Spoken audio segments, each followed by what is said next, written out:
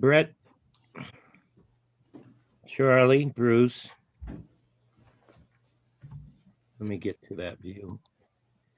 Gallery, the Rogues Gallery.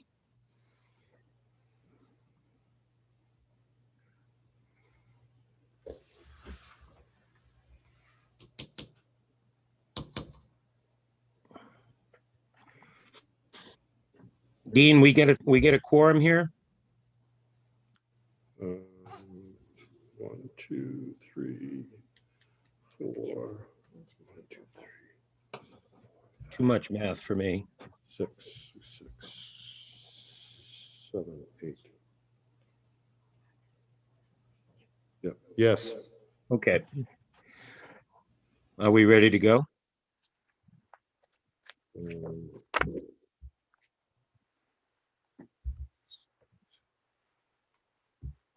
want to hit record there? We are live and we're recording. Okay. Okay.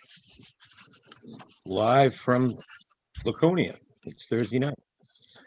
Hi, I'm Peter Burnett. I'm the chair of the planning board. Welcome. I got an introduction here I have to read.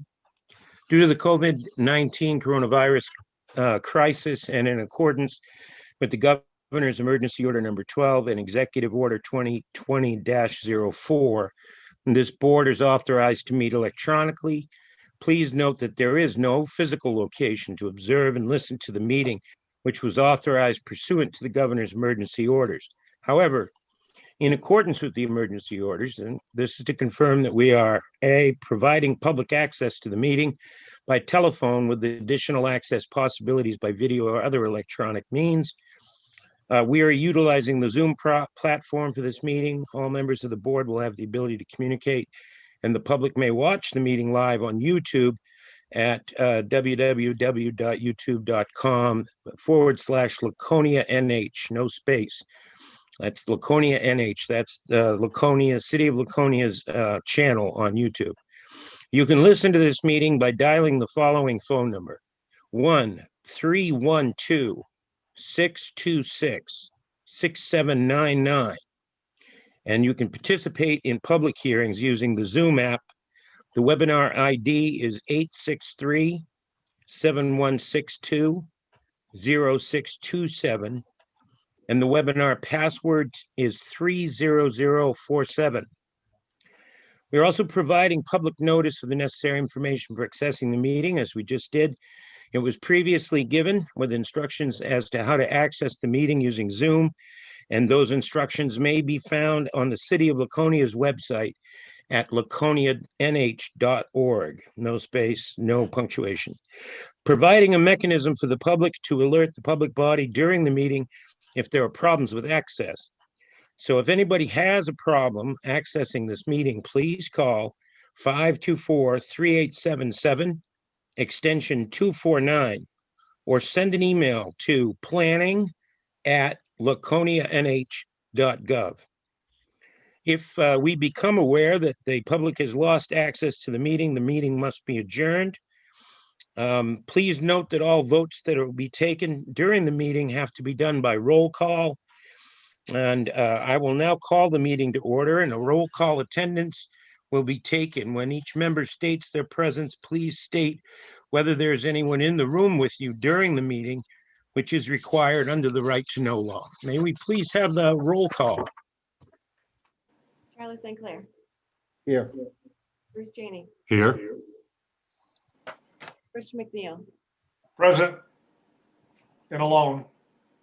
Kirk Biatti. Remote and alone. Joel Fox. Remote and alone.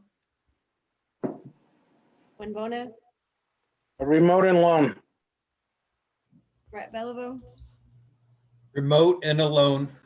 And Peter Burnett. Remote and alone. Thank you. And Stacy Susie. Oh, I don't see her. Remote and alone. Sorry. no problem. Is that it? Okay, the roll call has been taken. Staff present tonight is the planning director, Dean Trefethen, assistant planner, Robert Mora, and our lovely administrator, Kalina Graham, who is also going to be keeping the minutes of this meeting. So Have you all had a chance to review the meeting, the minutes from the last month's meeting, the January meeting? Any additions or corrections that anyone would like to make? Sensing none, then we'll declare the meeting minutes accepted. I'm moving along now rather rapidly for probably the only time tonight. I guess we have a continued public hearing. It's on docket number PL 2020-0066SU and 0067CUP, 0068 CUP. This is Mile Hill Road. It's a development known as Mountain Lake Village. It's a proposal for 51 lot cluster subdivision. 33 of those units are in Laconia. And there'll be underground utilities and sidewalks. This is continued from the January 5th meeting. So, and I'm trying to recall why we continued it, but it was probably to finalize some details. So with that, I guess I would ask to hear from the applicant. That's correct, Mr. Chairman. There were some details. Those were addressed. And I have nothing further to add other than the presentation that was made last time. We agree with the very thorough. Rob, Ed Bonez, I can barely hear him. Yeah, could he be on mic at the podium, please? Also got no video there. Oh, it just says podium. I see. Okay, there he is. Is this any better, Mr. Chairman? Much better, sir. Thank Okay, you. the mic was up in the air. Basically, we agree with the recommendations of staff. They prepared a very good staff report. And basically, the issues that they've outlined as far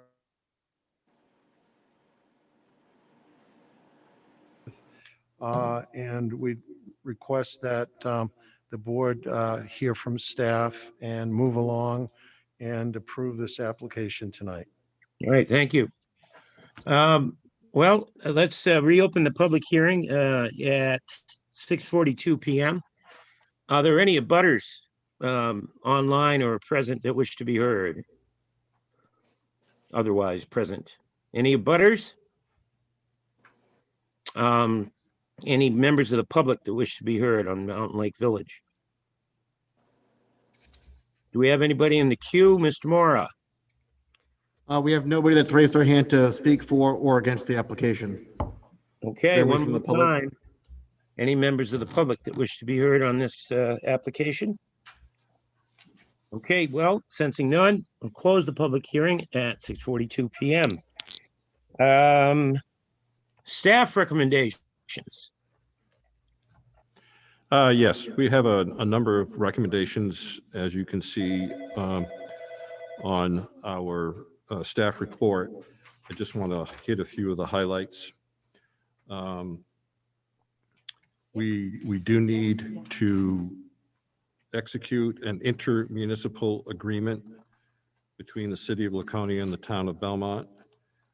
There was one that was started when this project was originally proposed and approved. And we're going to need to renew that. That will take care of the issues of who's going to do the plowing of the streets, who's going to pick up the trash, those kinds of issues. There are also some billing issues concerning water and sewer. So we'll be taking care of that. If he wants to with speak, he that, needs to raise his hand.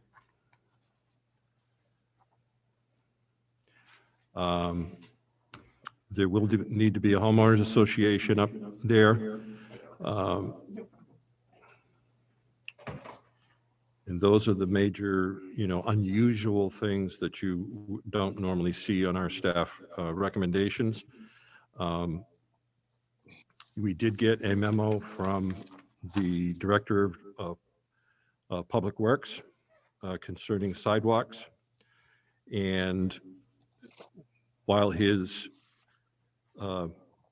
contentions are real and are important to note, It is also important to note that under our subdivision and site plan regulations, that sidewalks are required, and their future maintenance of the sidewalks will be taken care of at the point in time when these streets become accepted by the city, which will probably be several years from now. It's not something that needs to be addressed. I mean, the assumption is that if the city accepts the street, then the city will also be responsible for the sidewalk maintenance. If for some reason at that point in time something else is decided, then we can do that. Can I interrupt? Ask Yep. a Question. So who takes care of the sidewalks between now and the city taking over as far as plowing? Would that The be? developer, in conjunction with the homeowners association, will take care of all maintenance on the streets, the plowing of the streets, plowing of the sidewalks, the sanding, all of those issues. They will have to take care of trash removal, whether they have a dumpster or whether they hire a private hauler to go house to house, that's entirely up to them. But all of the so-called city services would be taken care of by either the developer or the homeowners or some conjunction thereof. And there wouldn't be any reason for the city to get to the point where they would say, we're never going to do it? The intention here, and we've been very clear, I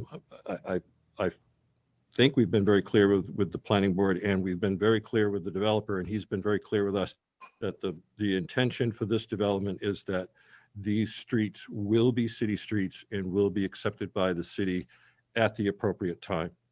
This is not a proposal to do private streets and then kind of come back through the back door at some time in the future to try to do, some type of a public conveyance. The intention here is these will be public streets at some point in time. Okay. I only bring that up because we know there have been Absolutely. some streets Yep. that they've tried to take off the. plowing, so Absolutely. that's why- That's why we've been, and I appreciate that the developer has been crystal clear on that as well. Okay, thank you.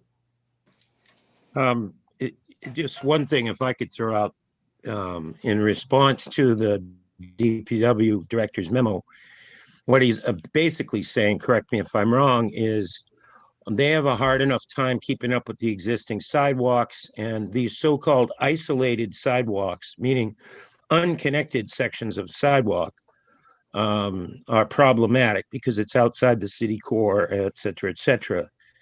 I'd like to have some follow-up discussion with the planning department and make sure, with the Public Works and planning to make sure that Public Works knows that we are bound by the ordinances, the statutes, and the master plans.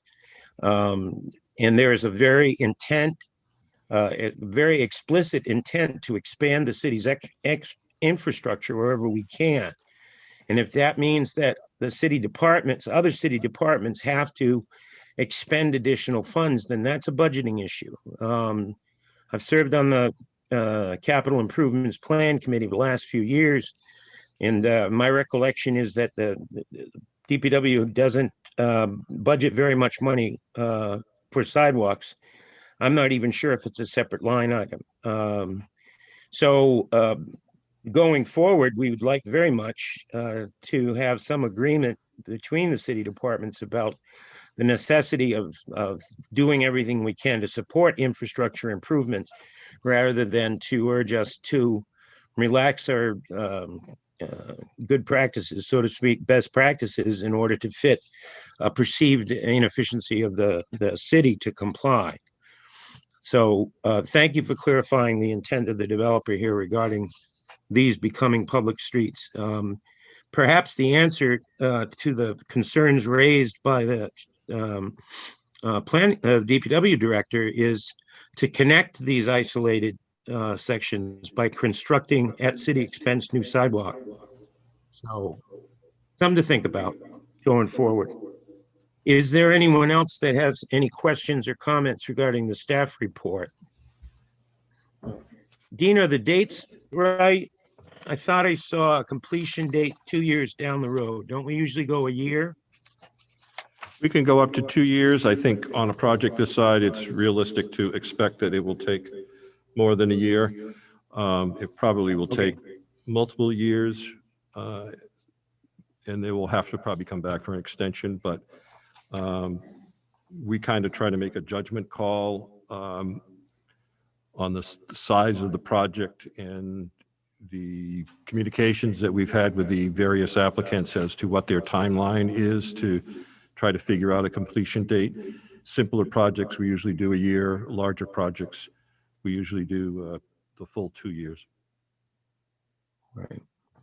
Well, I think if I'm not mistaken, that this is a reapplication because of extensions lapsing or something. The completion date was not extended, right, from the previous approval on the Laconia side? Yeah. At some point in Okay. time, we stopped granting extensions. As you recall, several years ago, there was some significant regulation changes concerning wetland buffers, lot size requirements, and those kinds of things, which meant the previous approval was not conforming to a lot of that. Plus, there was an economic condition that probably was not conducive. Right. Well, it sounds like the applicant in this case is raring to go, and I can't think of a better time considering the nature of the real estate market. So, thank you. Any other questions for staff? All right, well, sensing none. What is the pleasure of the board? This is regarding Mountain Lake Village.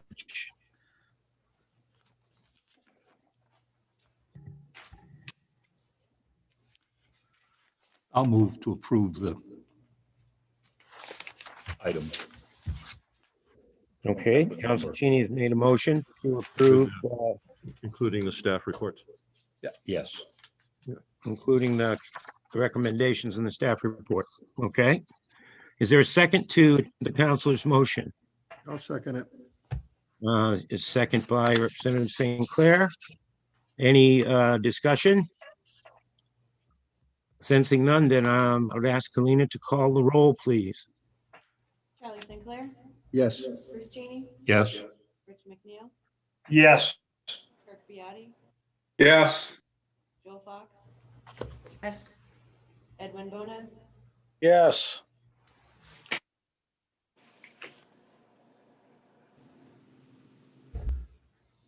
Stacy Susie, Yes. Brett Bellavo, Yes. Peter Burnett. Yes. All right, well, the motion carries, unanimous vote. Good luck, Mr. Brouillard. Thank you very much. Thank you, Mr. Chairman. Thank you, the members of the board. Have a good evening. All right, then, moving right along. We're on part 9 already. Item 9.1. Oh, yes. This Ashley Ruprecht is from the Conservation Commission, is going to address us regarding, it looks like a water quality overlay district. That's right. That's amending the ordinance there and the shoreland protection district. So it's subpart 235:17 and 19. So why don't we, with no further ado, introduce Ashley. Hello. Hello. So this is just a follow-up from the last planning board meeting where I did have a presentation on all of the proposed changes to the wetland, the WC and the SP districts. The only change that was recommended at the last meeting was to add language to include that portable toilets under all circumstances should be at least 33 feet from wetlands and water bodies, just to clarify rather than specific for construction. So that language was added in under the applicable sections, which are 235:17G4 and 235:19D20. And other than that, there were no other changes from the presentation. So if anyone has any questions or I know at this time there's a public hearing.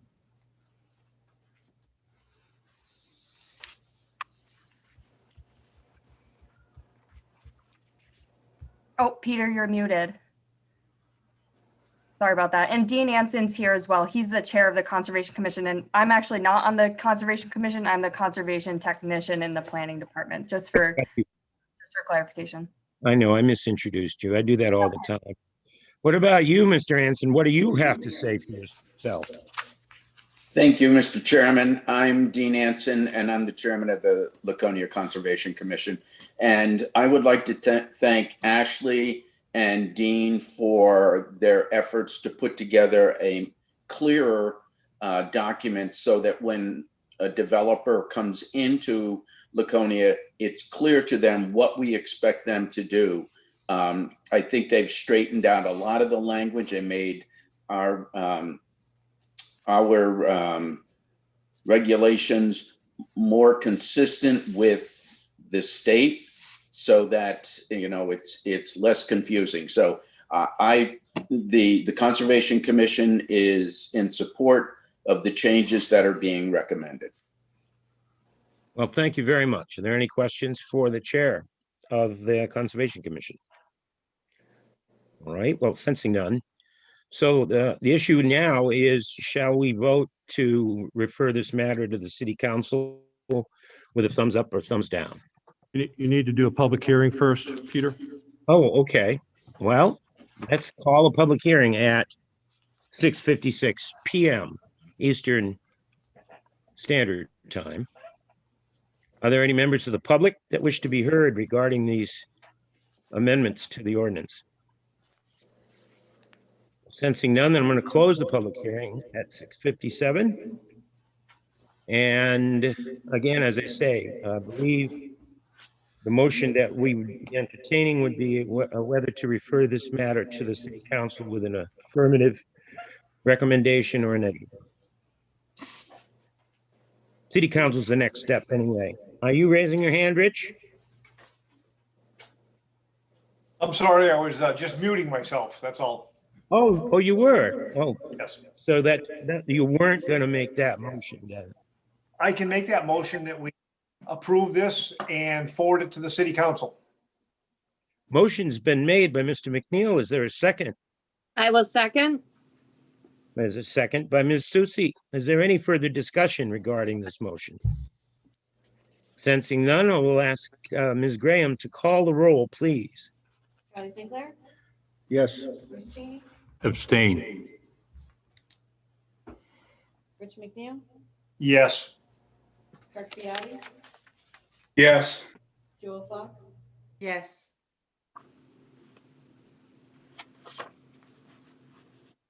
Didn't want to vote twice. Stacy Susie, Yes. Brett Belliveau, Yes. Peter Burnett, Yes. Edwin, are you? Yes. Okay, but for one abstention from the counselor, it's unanimous. The motion carries. The matter will be referred to the city council. I want to thank Ashley and Dean for coming out tonight and continuing their efforts to protect that valuable water resource. Thank you. Thank you. Okay, ladies and gentlemen, we are looking now at PL 2020-0017 SP, 0118 SU, PL 2020-0114 CUP, and 2021-003 CUP. This is 639 Union Avenue /60 Mechanic. It's a proposal to change the use from daycare to warehouse, construct 12,847 square feet of paid parking exclusively for Canton employees and boundary line adjustment between lots 22 and 25. Wow, that's a lot. Is the application in order and ready for acceptance by the board? Yes. All right. Would someone care to make a motion to accept these applications, this application, with all those docket numbers? I'll make a motion to accept the application. Thank you, Chief. There's a motion by Chief Beatty. Is there a second? I'll second it. It's seconded by Councilor Cheney. Is there any further discussion on the motion to to accept? Sensing none, we would ask Helena to call the roll, please. Charlie St. Clair, Yes. Bruce Cheney, Yes. Rich McNeil, Yes. Kirk Biati, Yes. Joel Fox, yes, Ed,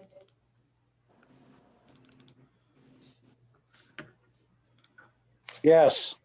Stacy Susie, yeah, Brett Bellevue, Yes. Peter. Yes, for gosh sake. Okay. Motion carries. The application has been accepted. We will now hear from the applicant or the applicant's representative. Sure. Good evening. For the record, my name's Tom Selling, and I think you recognize this gentleman as Mr. Canton. Hello, Mr. Canton. We're here to present a plan for employee parking space and a conversion of a rental unit or part of it to a warehouse. We have a number of things to go through. We've actually been through 2 TRC comprehensive review meetings to discuss this project. We've addressed all their concerns. Some of the other features of the site include underground detention storage system for stormwater, which will drain over to Mechanic Street. We've got landscaping. We've got a number of luminaires for safety, for lighting the parking lot. We've got ADA parking, and that's sort of an overview of the project. We've applied for a CUP application, which involves the offsite additional parking for the employees from 623 Union Ave for the Canton Chevrolet employees. Likewise, we submitted a plan, an attachment, if you will, to our plans, describing where we're proposing additional handicap parking space at 623 Union Ave, because it's part of the Mary Canton Trust property, which was 60 Mechanic Street, has been merged into the 623 parcel.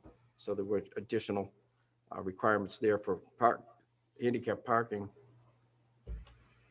And I'd be more than happy to answer any questions. There's a lot to go through, and I'll take any questions you need, or you can ask Mr. Canton.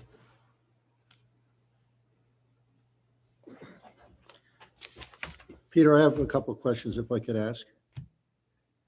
Sure, go ahead, Charlie. Thank you. It probably something I missed in here, reading everything. Are the resident, there's 2 residential units here now? Yeah, it's 2 Are apartments. they going to stay or not? Their term is due June 1st. And then they'll be done. That's my intention, yes. Okay. And the other question is just, where do your employees park now? In the main parking lot. And that we're talking, there must be a lot of cars. Yeah, well, we have 3 main areas, the main lot, and that's where the sales and administration technicians park. And we have the collision center on Mechanic Street. That's where all those personnel park. The used vehicle center across the street. That's where everybody from used cars parks. We have 55 people that work at the. I figured it was something like that, yeah. No, Uh, that's fine. I was just, They show up every day in a new Chevrolet and go to work. since you were just here, right? Or something like that. Was it last month you were here or Say that again? were you here last month? It's like Groundhog Day, isn't it? Yeah, so when I saw this, I started thinking about, I don't know if you've been to Daytona Beach, but they have a place down, probably they have these all over the country, called Miracle Mile. Mhm. And it's all, and Yeah. Auto row. so I started thinking, boy, this is growing. So that's all. Yeah. No complaints. I'm just on Yeah, observation. no, it's So, okay. it's a good question. Hence why we're building this parking lot. So we'll be able to put approximately 30 employees there, which will give us 30 more spaces in the main lot for customers. So the main building you have there now will be your warehouse. Yes, the house is there. The main floor will be a parts warehouse. Okay, where the garage used to be. There was a sports. Pocket Sporting Goods. Sports grid. Yeah. We're talking, I want to make sure I'm talking, is this the property where, because I'm not familiar with the number. This is where like, No, This is north. the one side. next door is what you're thinking, which was changed from a garage into a daycare that's by what the I'm thinking board about. So you're not last that year. far No, down. no. That was Hughes One more Automotive. lot This north. abuts it. So it's Right. on the other side of that one. Correct. Oh, okay. Well, future dates. Okay, thank you. Are there any other questions for the applicant from members of the board? All right, well, sensing none, we'll open a public hearing. What time? Now I can't get my clock up here. Looks like it's about 7:07 on the little clock on the wall there. So the public hearing has been opened. Are there any abutters here that would like to be heard regarding the Canton project? Any abutters physically present, City Hall? Mr. Chair, there's nobody online that's raised their hand to speak for or against the application as well. No members of the public? All right, well, sensing none, then I shall close the public hearing at 7:07. Is there, well, let's hear from the staff on this, please. So under the staff report, there's a couple of things I want to just draw your attention to. This is one of those instances where we put a 1-year timeline on it because we know the applicant is raring to go.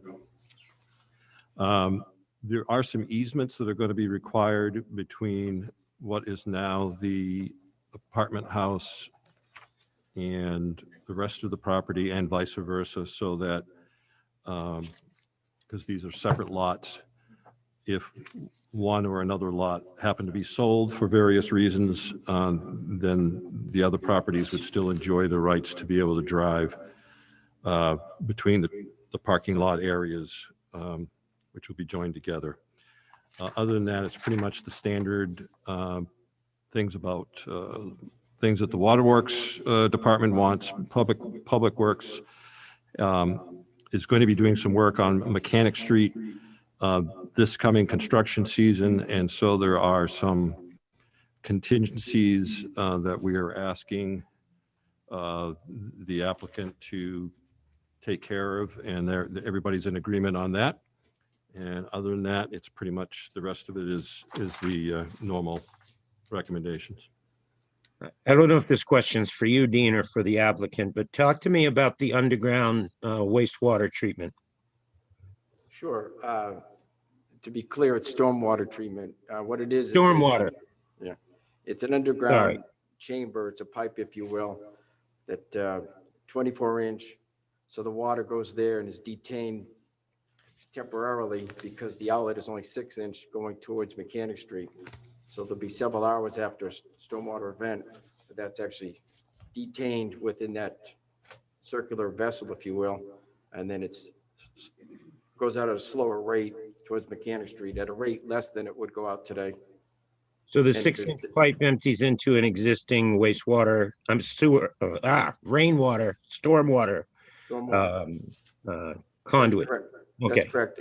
So we're trying to time our work with the city's work that's, I think it's out for bid. Right. For water sewer drainage improvements, apparently almost a complete rebuild of Mechanic Street. So Mr. Kent setting aside some funds that other engineer has put together quite a detailed list as to the cost to hook up our new drainage system, if you will, into their system, rather than we tear into Mechanic Street and then they come back and have to change it at some point and redo the same pipe. So we're trying to get the timing to work here this spring. The deadlines, the dates and all that, are they acceptable to you? Doable? Yes, they are doable. Okay, even if you have a hard time coordinating with water, just in case? We're gonna have enough time to. Yeah, plan revision submittal compliance is not the issue. It's just timing myself with the other engineer, the other contractor, and Mr. Canton's contractors to try to get us all in sync. We know it's coming this spring. We don't know which week, but we all know it's coming.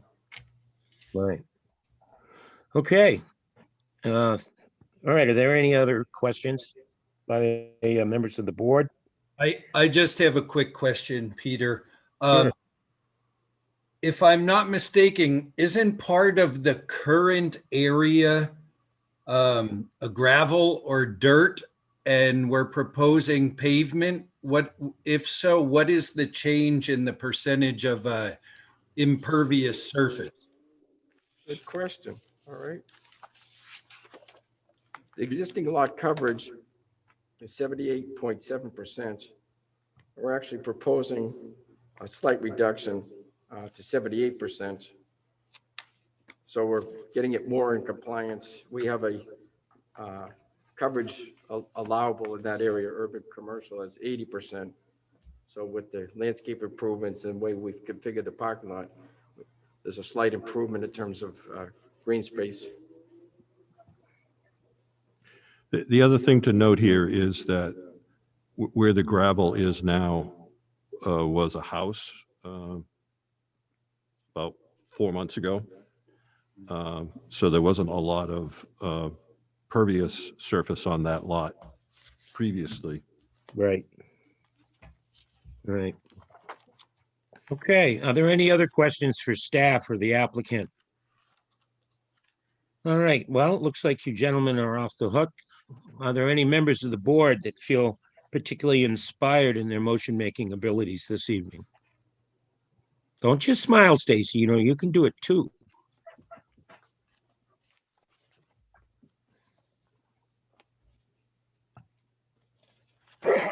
Ed Bonas. Hello, Ed. That we approve PL 2020-0017 SP 0118 SU, PL 2020-0114 CUP warehouse, 2021-003 CUP, all parking for 645, 639, and 60 Mechanic Street, with all conditions presented by the planning office. Thank you. We have a motion from the vice chair. Is there a second to the vice chair's motion? I'll second that. Seconded by Mr. Bellabo. Any discussions or questions on the motion? Not sensing none, then I would ask Ms. Graham to take the roll, please. Charlie Sinclair, Yes. Bruce Cheney, Yes. Rich McNeil, Yes. Kirk Biati, Yes. Joel Fox, Yes. Edwin Bonas, Yes. Stacy Susie, Could have done that. Yes. Brett Bellevue, Yes. Peter Burnett. Yes. I guess the motion is unanimous. Thank you very much. Good luck. Thank you. It Thanks, seems everybody. like Lakeport is going to be under construction for some period of time. I have a Lakeview now. They're going to probably up my taxes. Let's see. Yes, Province Road, Gilbert Block, PL 2020-0123 SP. It's designated 409 to 461, and I guess 427 Province Road. It's a proposal to construct a storage shed to house materials. And is the application in order and ready for acceptance by the board, Mr. Trefethan? Yes. All right. Would anyone care to make a motion to accept the completed application? So moved. Motion made. Is there a second? Second. Second. No, motion made and seconded. Roll call, please. Charlie Sinclair, Yes. Bruce Cheney, Yes. Rich McNeil, Yes. Kirk Biati, Yes. Joel Fox, Yes. Edwin Bonas, Yes. Stacy Susie, Yes. Bellevue, Yes. Peter Burnett. Yes. Well, the motion carries. Ed, why do you sound so annoyed when you vote tonight? I don't get that. That was like, yes. I actually am waiting to hear my name. It seems like it gets really quiet when she calls my name. I'm sitting there going, is she calling me or not? Kalina, the old man can't hear you. Could you speak up a little more? Thank you very much. Okay, the application being accepted, we will now turn the podium over to the applicant. I guess if you want to know a little bit about the project, it's simply a stainless steel Quonset hut located where you see the little rectangle It's not even going to be visible from Route 107. And it's Okay. going to have a dirt floor. I'm going to precast the footing pieces because it's the business I'm in. And dirt floor, no electricity, no water. It's just a waterproof shell to keep the weather off some of my products. This is across the street from the office? It's on the same side as the office. It's probably almost across the street from the skating rink. Oh, yeah, okay. Sorry, I was disoriented a little bit. Can you tell me what that back boundary is? Is that a stream? That is Durkee Brook. That's Durkee Brook. I always wondered Old where it Durkee came Brook. from. All right, you're 150 feet from that. Yep. Notice that was carefully pointed out. Did Are it there any myself. questions for the applicant from members of the board? All right, well, sensing none, then I guess I will call the public hearing then. What time is it? 7:17. We'll open the public hearing. Are there any abutters present or waiting online to speak? Rob, do you have anyone in the queue? There's nobody listed online that has their hand raised to speak for or against the application. I see there are live humans in the Baltic Hall there. Any of those folks want to be heard on this application? Negative. Guess not. All right, then. I'll close the public hearing, 7:18. And what do you think? I'm sorry, you cut out for a sec there, Peter. Are you I asking for was staff? asking the board what their pleasure is. What do you think we should do? Do we want to hear un- from Dean? Oh, yes, we do. Yes, we I do. did, Dean, please don't take it personally. No. Well, I'm an old man too, I forget. The I'm an old vice man chair, too. I'm losing. Bunch of old people here tonight. This application's pretty straightforward. As you know, the business has been up there for probably everyone's lifetime memories. So this is just it's not really an expansion. They're using space that they've already are using for this kind of activity, and it's just a matter of putting some of it undercover to protect equipment and materials. We don't have anything unusual for conditions. Everything here is pretty much straightforward, unexciting. That's me. Oh, Mr. Gilbert, please don't take that personally. Okay. That's me. Are there any questions for staff or members of the board? I have a question for Mr. Gilbert, if I might.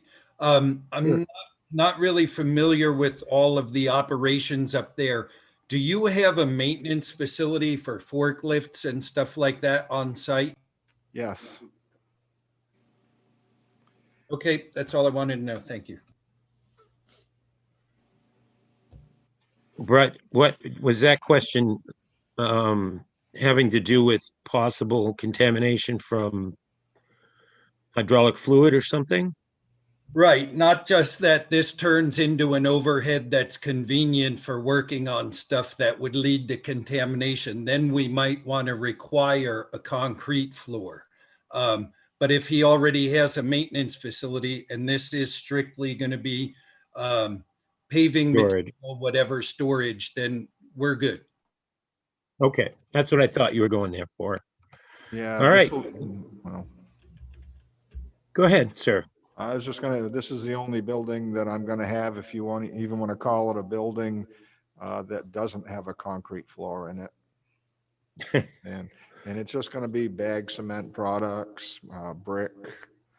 Yep. Winter's no fun there.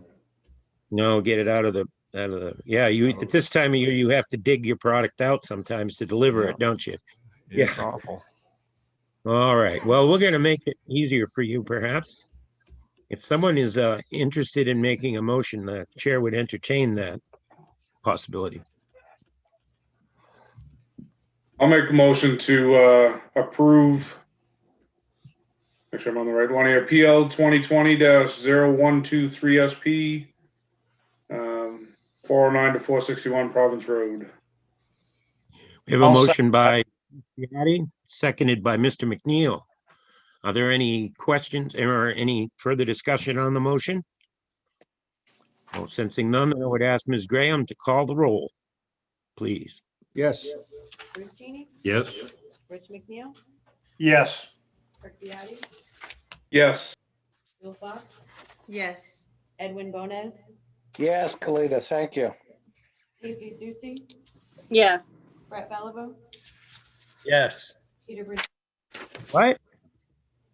Oh, yes. All right, motion carries. Thank you. Thank you very much.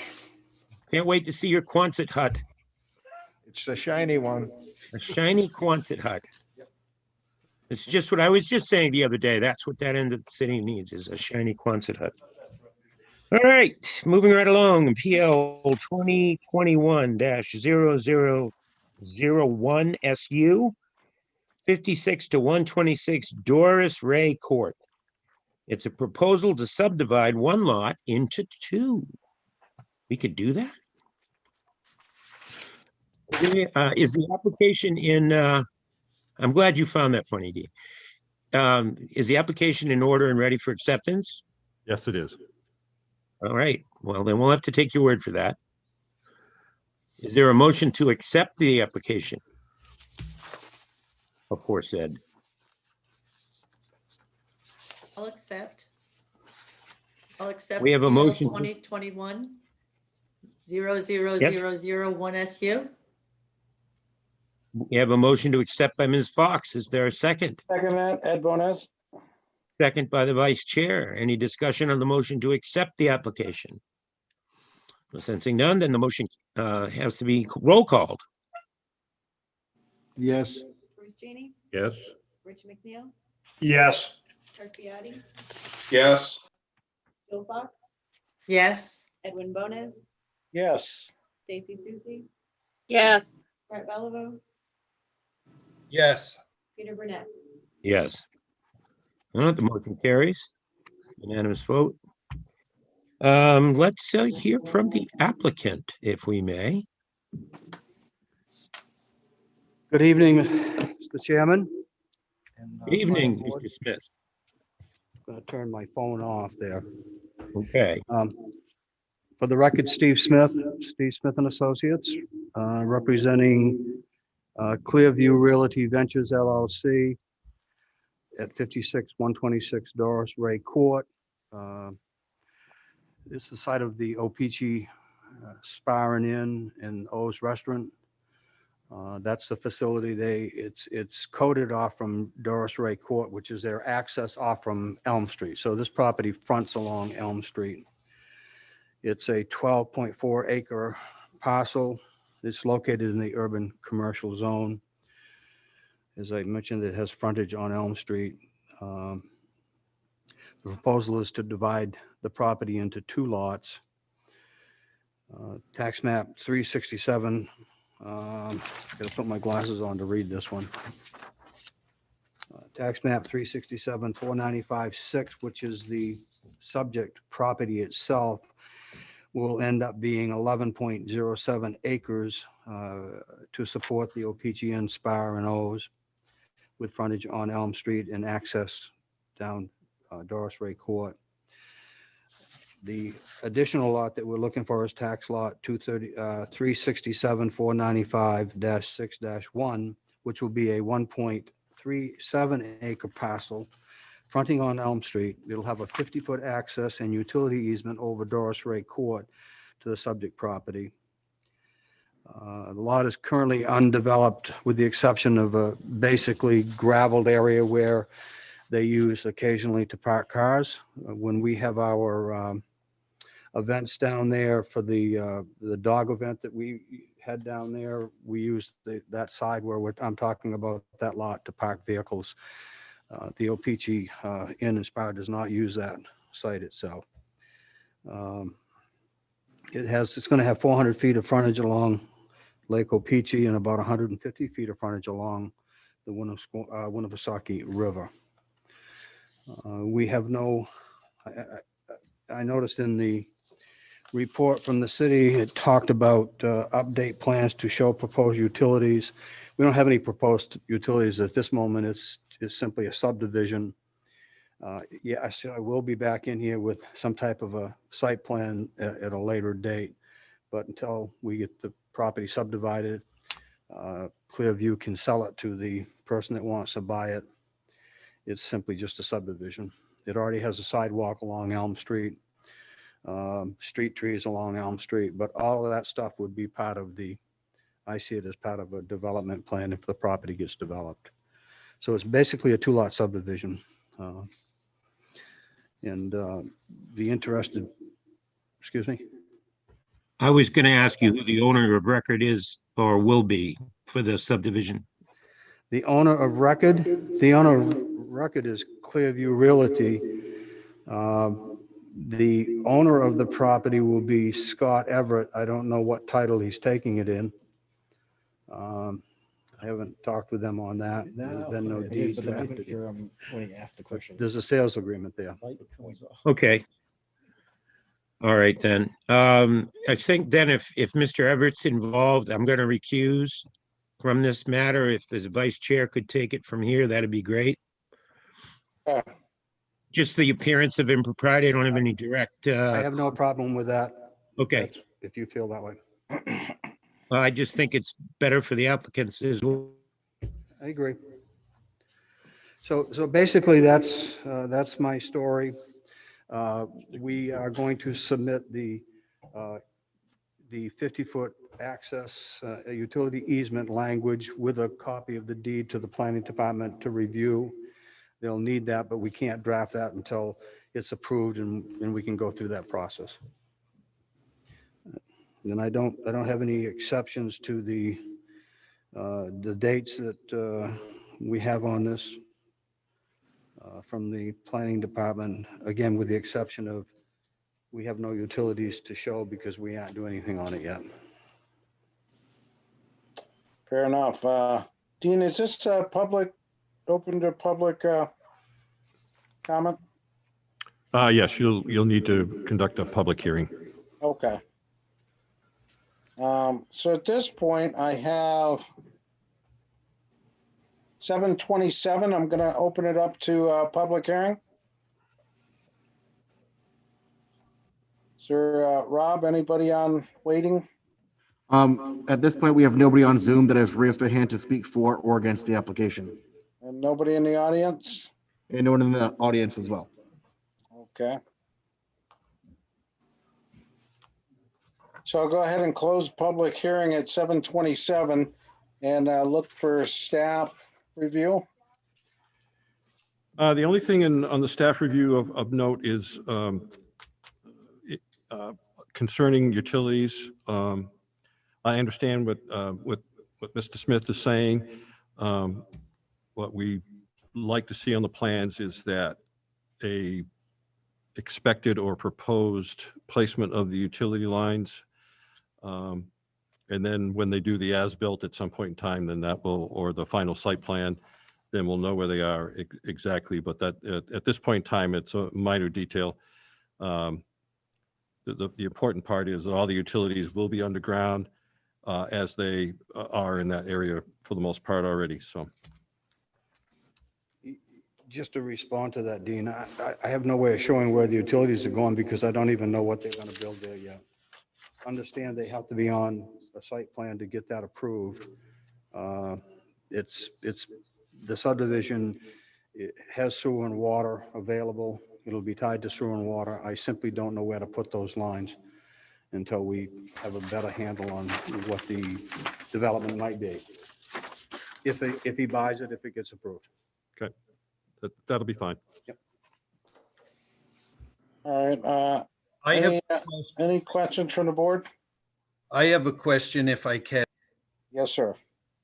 The lot that shows right next to the river there, lot 71-7, it appears to me that the access to that right now is through this lot. And as far as I can see, the 50-foot utility easement that comes down Doris does not address access to that lot 71.7. Are they supposed to access that direct from Elm Street if this subdivision is later developed, or where is the access to that small lot? The access to that small lot is off from Doris Ray Court. And that will have to be dealt with if anything is built on it, exactly as to where it might be located. The easement is given to that company with the condition that it won't adversely affect development of the property. So that would be something that the new owner would have to work out with the abutter at the time the development plan is put together. But the easement is in place, it's recorded, and we show reference to that on the plan. And it's not off from Elm Street, it's off from Doris Ray Court. Any other questions from the board? Sensing none, how would the board like to proceed?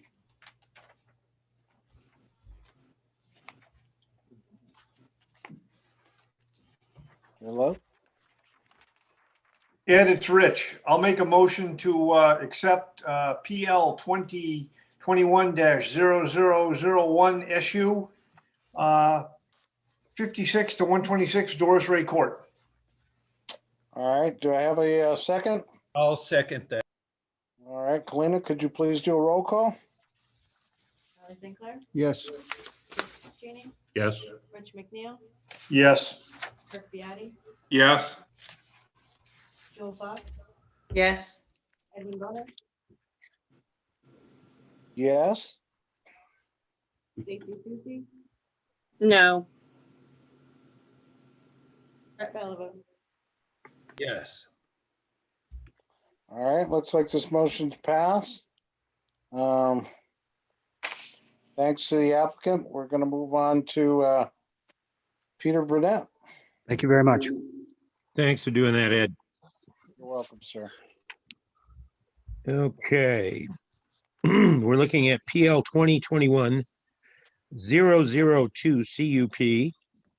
It's a wetland buffer issue. It's 50 Carriage Lane, proposal to construct a single-family home with a deck and use a lawn within the 50-foot wetland buffer.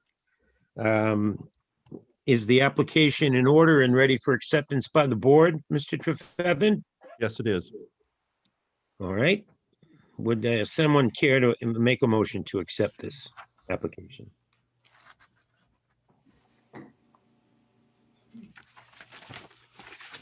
Bonas, I'd make a motion that we accept PL 2021-004 SP 12. Oh, I'm sorry. I got turned around here. 002 CUP. Yes, hang on. This is, 9 V. how did I get lost here? Yeah. PL 2021-002 CUP Wetland 50 Carriage Lane. Proposal construct house and home and deck and a 50-foot wetland buffer. And we have a motion to accept. Is there a second? Second. Is there a second by Chief Biati? Any discussion? May we have the roll call, please? Charlie Sinclair, Yes. Chris Cheney, Yes. Rich McNeil, Yes. Kirk Biati, Yes. Joel Fox, Yes. Edwin Bonez, Yes. Stacy Susie, Yes. Brett Bellavue, Yes. Peter Burnett. Yes.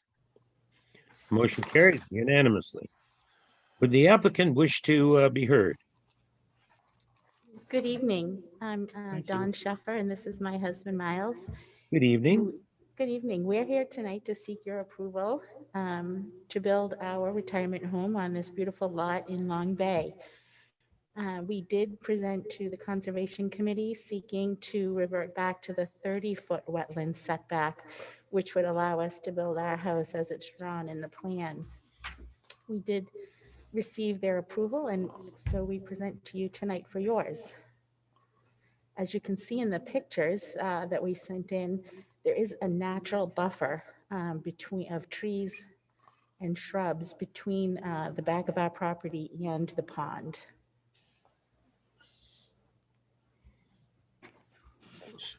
Okay. Are there any questions from members of the board for the applicant? Yes, Ed Bonas. Yes, yes, Ed, go ahead. So my first question was, I'm just not in favor, I'm just not a guy that's in favor of reducing the buffer. How long have you owned this property? For 1 year. So a year ago, the setback was 50 feet when you bought it. So when I look at this project, my first thought is reduce the size of the house and the deck, and that fits right into this property without any issues. That's correct. We actually have already reduced the size of the home significantly to get to where we are today. And we do ask this. We were unfortunately uninformed or misinformed about the 50-foot wetlands buffer at the time of purchasing the home. We are aware that the house just to the left of this property was the last house built around the pond, and they also received approval from the board and the Conservation Committee to do the same. And I think that most of the homes around this pond there are certain guidelines and that we have to follow and build within the guidelines of Long Bay. And they are reviewing our plans now as well. Another question, Ed Bonas, what are you planning to build there? What style house? It basically looks like a cape. It is a custom design home. Basically all of our living, it's just approximately 2,400 square feet. So is it 2 levels? Half of the house is 2 levels and the other half is not. So which level is, the layout I see is 47 by 59.8, and that equates to about 2,800 square feet. And then you're telling me that there's going to be half of it, another half, which brings it up to about 4,200 square feet. I think for me, the problem I have is it was a non-conforming lot. Well, it's conforming. You can build within that 30-foot envelope. I mean, that 50-foot setback. And what you're asking us is for permission to build a little McMansion down there and give yourself, all this extra footage. I don't see why you can't reduce the house and make it fit in that footprint. The house is only 2,400 square feet. What you're seeing in the drawing includes the garages. Okay, reduce the garages. Again, I think you're just looking to put too much house on too small a lot. That's the issue I have. Well, unfortunately, this is our proposal today. Okay. Other houses on the pond are much larger than ours, as is the one just to the right of it that is shown in the site plan. It's a much larger home. It also encroaches on the 50-foot setback. Yes, but I think at the time that those homes were built, the setback was 30. But when you purchased your home, it was 50. And due diligence, I would think, would require that you knew that. If somebody made a misrepresentation, well, that's between you and the seller or the seller's agent. But I hear what the vice chair is saying. There's no hardship here, is there? It is built to our retirement specifications. Right. Well, if you're retiring in South Down, I don't think hardship is what we're talking about. No, no, sir. So any other members of the board have any questions for the applicant? All right, well, hang on one second, ma'am. I'm going to open the public hearing. at, let's see, now I can see my clock, 7:39 PM. Are there any abutters here or online that would like to be heard regarding this application? This is 50 Carriage Lane, Southdown. Anybody? Mr. Chair, at this time, nobody has raised their hand to speak for or against the application online. All right, and I will close the public hearing at 7:40. And we would ask staff to talk to us about this. How do we address Mr. Bonas's objection? I understand the comment made. One thing to keep in mind here is that with the revisions to the wetland ordinance that you are voted tonight to forward to the city council, this property and this particular drainage pond we would have to look at it, but it may result in that they would not have any buffer applicable to them. We have not made the determination yet on that pond. It appears as though it was man-made for the development to be, the detention pond.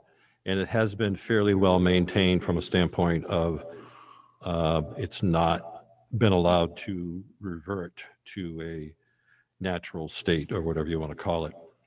But I want to repeat, we have not made that determination yet on that particular detention pond, although that is certainly a possibility that they may not be subject to any buffer after, assuming the ordinance updates are passed. The property next door was just granted the 30-foot, the reversion to the 30-foot. We are still in discussions with them about their fire pit that is within the 30 feet, so that needs to be resolved as well. This went through the Conservation Commission, and most of the area that they're proposing to use for the house and the deck and their yard has been maintained. I don't know if we can put up that picture, that overhead picture again, Rob. I mean, right now the lot is lawn. It's not a natural, it's not natural vegetation except for right down near the pond where there's a stand of some trees and bushes. But where the house and the deck and the little bit of lawn that they want to have behind the house, that's already maintained as lawn currently. And I think it was that realization was what drove the Conservation Commission to give their approval for this project. I have a question for you, Dean. So are you saying that stand of trees that we're looking at, that will not be impacted by this? That is correct. There's a few dead and diseased trees out there that will be removed, but for the most part, most of those trees will remain. So Dean, Ed Bonas, so once those trees get, they're supposed to be maintained as they are, but just like the fire pit, when they get removed, then we're going to address those in too, right? My dilemma is, again, reduce the size of the house. This footprint is 2,800 square feet. And based on what I can tell, I realize it's their retirement home. I realize that's what they want to do. But there's plenty of room to build a good sized house. If I read this right, is that a deck off the back that's 8 feet and then another 6 feet wrapping around the backside? Yes. Yeah. So we're just pushing this envelope as much as we can. That's the dilemma I have. I think the other problem is, and I've said in the past, if a property owner owned this property and the setbacks got changed, I have no problem granting the buffer, changing the buffer back to 30 feet. You just purchased the property. You should have been aware that the setback was 30 feet. You know, you have no hardship. You just want what you want. I understand that. But that's the reason I'm not in favor of this. All right, are there any other questions for staff or for the applicant? I have a question for staff. Would you? So when is that proposed change to go into effect? And if they presented after it went into effect, would the outcome be very different than it might be now? Because they have no buffer requirement if that goes into effect? Yeah, if, after the, assuming the ordinance update passes, which would be, could be as soon as a month from now, but more realistically speaking, 6 weeks from now. Assuming that that passes, and then assuming that we make the determination that that detention pond is man-made and is not a wetland under the definition that New Hampshire DES would apply, then they would have no buffer that they would have to worry about. They wouldn't be before you. If, Dean, on the other hand, if we find that that detention pond does fall within the guidelines set forth by the state, would the setback now be 75 feet? No, it would be 50. Okay. Would be the buffer. When this lot was created, it was 30, and not just the lot next door, but there have been other lots in that area, not necessarily all in Long Bay, but some in Southdown that we have allowed CUPs to revert back to the 30-foot. And I understand that. I've been privy to a bunch of those. Who will make the determination on whether or not this falls under the new guidelines or not? Because Ultimately, it will be Ashley and the Conservation Commission. All right. And you're Yeah. saying the Conservation Commission is specifically given this one a thumbs up? This particular application, Is that yes, correct? they have. Yes, with a few So, recommendations. so you keep referring to the pond as man-made, as a detention pond. Is it part of an active stormwater management system? And if so, what are the other components? It is the primary stormwater management for this lot and the other lots around the pond. We have not gone back to check the original subdivision documents, but my suspicion is that at least part of the pond area was already the low area. And that's why they dredged it out to make it bigger and deeper so that it would handle stormwater that's going to be generated by this 30 or 40 lots that surround this drainage pond, in addition to the street system that's there. That's where all the stormwater for that immediate neighborhood would go. There is an outlet to that. I believe it flows to another detention pond, but at some point in time, the natural flow would be to the lake in unusual circumstances. So you the get pond has an outlet, but you don't. Right, it doesn't You're necessarily saying the always pond has work. an outlet. It has, every pond has to have Right. an outlet. It has to go somewhere in case we get the 100-year storm. The water's got to go somewhere. Most of the time, the water is not spilling out Not of into the basement. that detention pond. Okay. Mr. Any other Chair? questions for staff or the applicant? No. Yes, sir. I just want to, this isn't really a question. It's kind of like a statement. I'm going to vote yes on this. And the reason I'm going to vote yes on this is because the Conservation Commission gave it its approval. And I rely on them to do their job.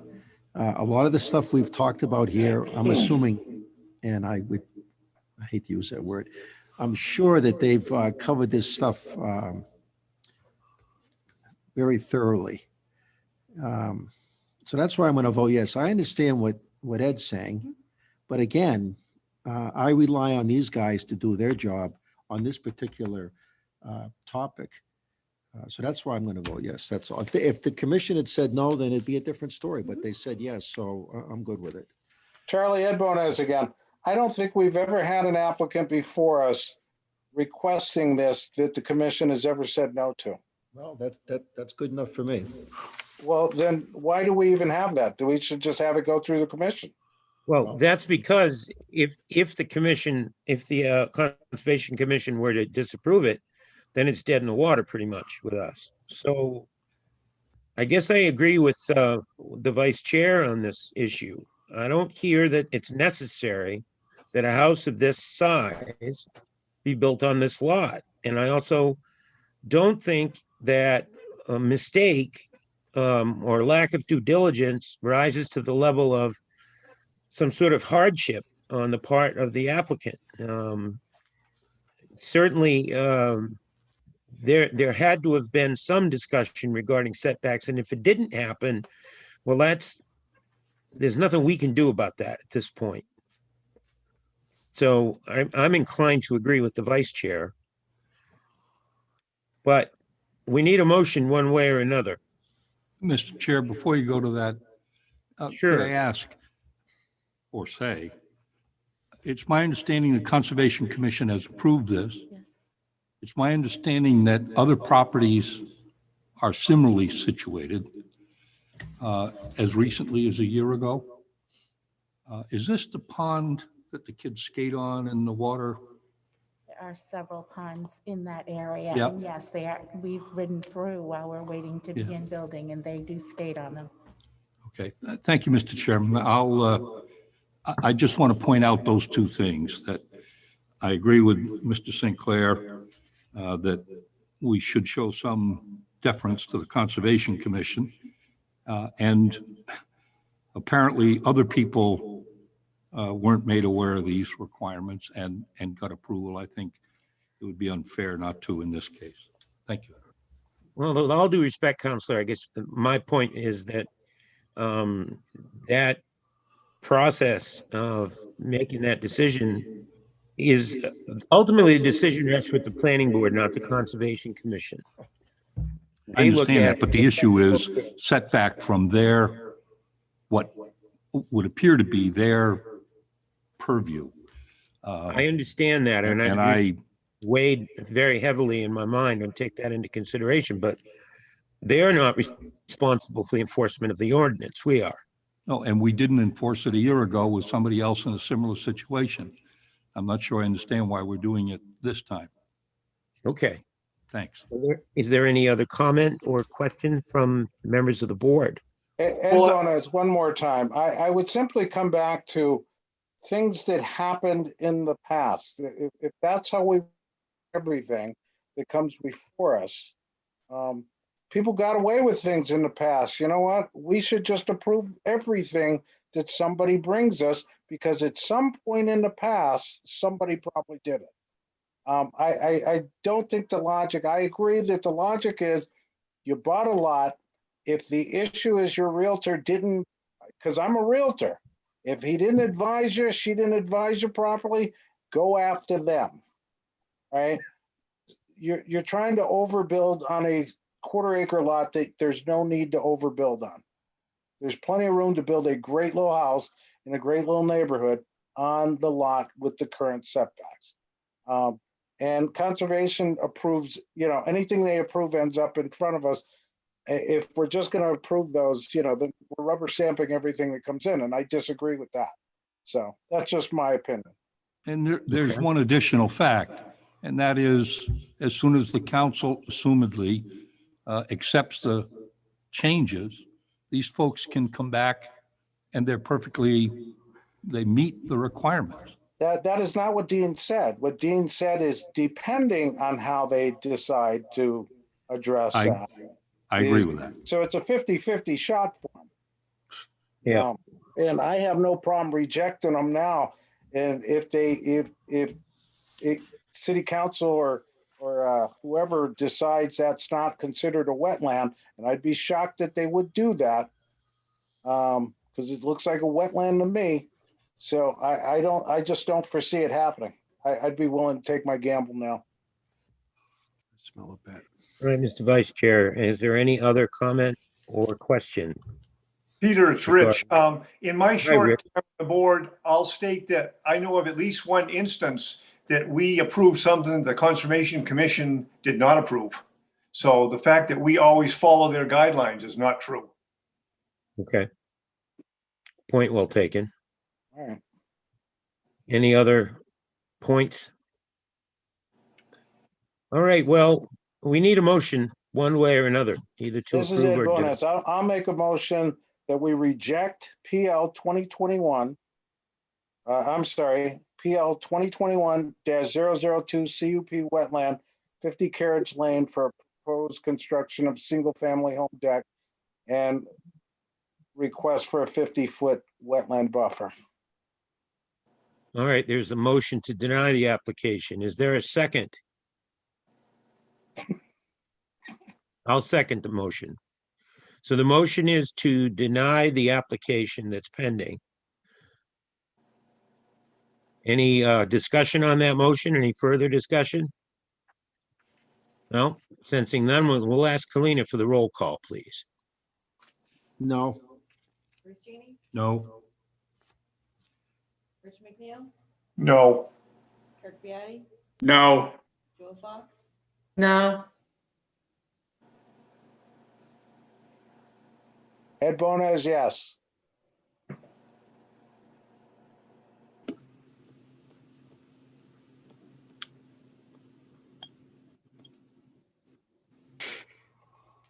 Peter Burnett, Yes.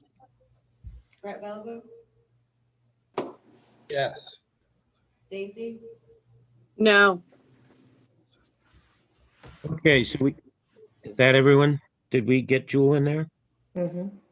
Okay, so it looks like there were 3 in favor and the rest were in opposed to the motion to deny.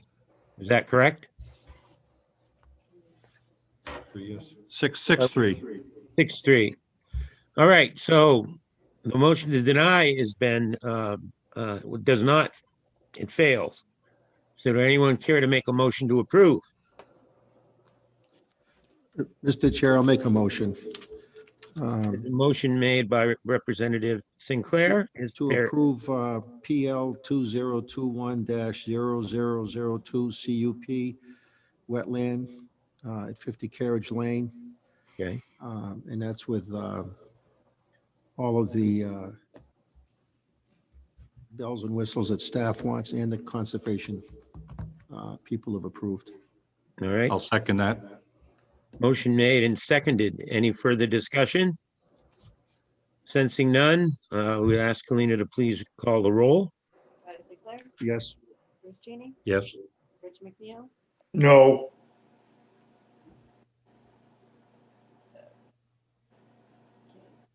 Joel Fox, Yes. Edwin Bonas, Stacy Susie, Yes. Brett Bellevue, No. Peter Burnett, Yes. Oh, is that it? So we're again 6-3? No. Yeah, 6-3, motion carries. It's been approved. Thank you and good luck and welcome to South Good luck, Township. folks. Thank you very much. Thank you. All right. Moving right along. PL 2021-004 SP. 12 Norman Circle. It's a proposal to add 14 RVs to an existing site. And is the application in order and ready for board acceptance this evening? Yes, it is. Just a note to you, Mr. Chairman, Mike Delvecchia has arrived, which puts us as 10 members, so you need to make a decision on one of the alternates. Who wants to step down? Well, Stacy's gonna step down. Okay, but you're gonna stay with us, right? What? You didn't want to. Well, she participate in discussions, she just can't vote. If she's I not. don't see it on here, Bruce. Okay, and we also have a letter in the file on this one, don't we? Go ahead. It's the little driveway that's inside the campground on White Oaks. Okay, so the motion is to accept the application, right? Where we did that. Yeah, you need to do that, yes. Yeah, we need a motion to accept the application. So moved. Here to make that. Moved by Representative St. Clair. Is there a second? Second. Second, I don't know who that was. Kirk. Oh, thank you, Kirk. Any discussion? Sensing none, may we have a call of the roll, please, Ms. Graham? Michael Vecchia, Approved. Charlie St. Clair, Yes. Bruce Cheney, Yes. Rich McNeil, Yes. Kirk Biati, Yes. Jewel Fox, Yes. Edwin Bowman, Yes. Stacy Susie. Oh, sorry, Peter Burnett, Yes. Brett Belleville. Yes. Okay, and as I said, does everyone receive, there's a letter in the, that was attached to the emails from Keith Norman dated January 26th. That's on this app, right? Yes. Okay. So we'll take due note of that. Could we hear from the applicant, please? Yes, can you hear me? I can. Okay. My name is Kent Brown, and I am the engineer and agent for White Oaks Holdings LLC and Ron Stafford in this site plan application. The application is for a proposed project to expand the existing White Oaks Road RV park by 14 sites. The existing park is 43 sites now, and the expansion will bring it to 57 sites. The RV park is located on White Oaks Road and Route 3. The park is served by city water and sewer. The proposed expansion will also be served by city water and sewer. The RV park is for seasonal use only, as will be the expansion. My client hopes that with the planning board's approval, he hopes to build the expansion this spring so that the sites will be ready for this summer. That's it. I have a question. Have you seen the letter that I just referenced from Keith Norman? No. Okay, so he didn't provide the applicant with a copy of the letter? Does the staff have one that we could give him?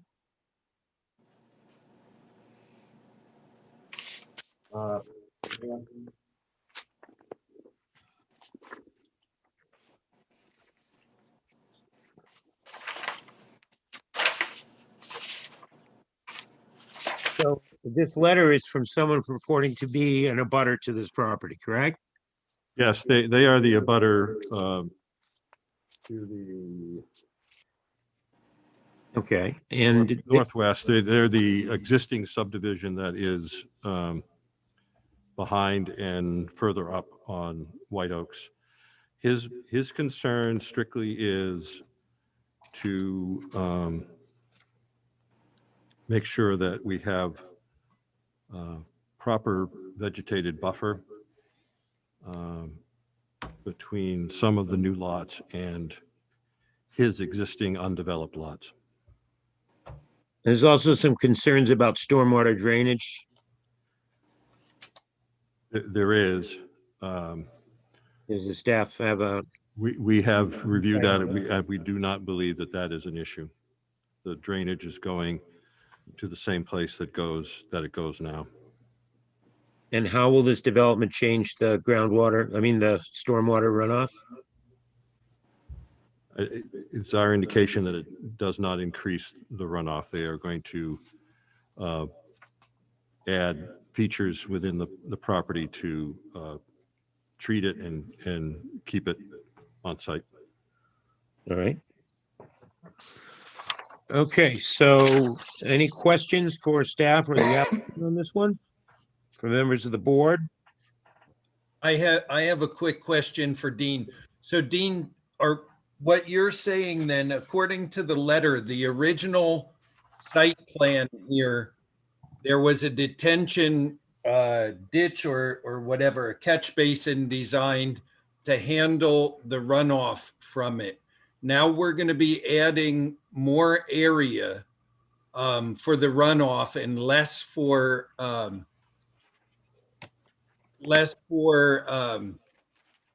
guess, drainage and infiltration. So are you saying that that original detention area was engineered to such an extent that it will handle the increased area, or that because of other features that they are constructing, it will avert some of that runoff to that detention area? The second part of your statement.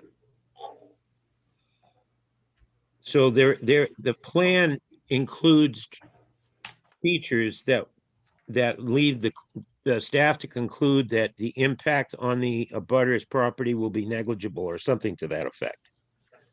Correct. Okay. So as we understand it, any other questions for either the applicant or the staff regarding this matter? If not, then we'll call a public hearing at, why does it not let me do that sometimes? All right, 8:06 p.m. Are there any abutters present, either physically or metaphysically, that wish to be heard? Mr. Chair, there's two individuals that have raised their hand to speak for the application. In the room or virtual? Virtually, but they have now just put down their hands. If you would like to speak, please leave your hand up.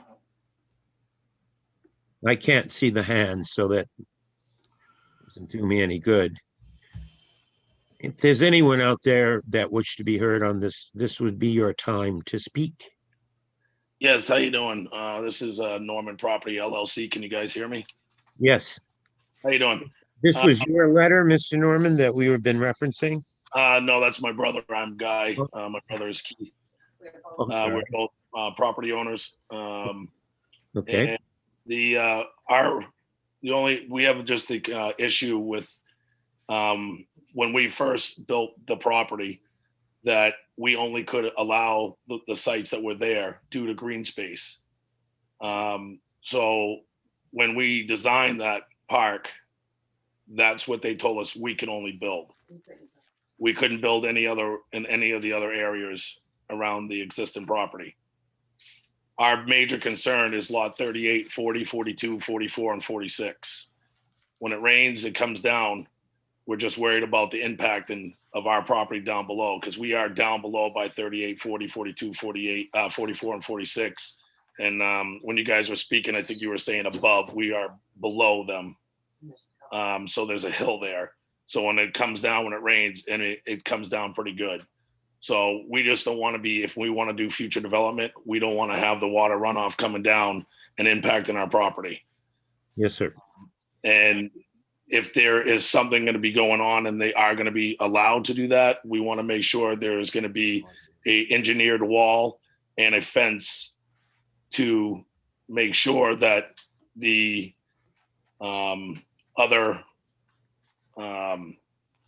properties that are each unit, they don't come in and start impacting our property, like coming down, hanging out, doing any destruction. I'm not saying people are going to destroy anything, but we just don't want people going down there and hanging out, because obviously those sites are going to extend over and they're just going to keep encroaching for personal use. So we just want to make sure that's heard. Okay, so your objections are to be sure that there's no increased runoff onto your property, the water, stormwater, right? Correct. And a privacy fence now? Is that what you're Well, referring, if they're gonna go on there, we just don't want them keep coming up. And we want to make sure there's an engineered wall that can take care of the drainage. So whatever comes down, because they're taking away parking spots also. So we want to just make sure that it's not going to impact us for future sale or for future, if we want to go for a building or whatever we would like to do with it later on down the road.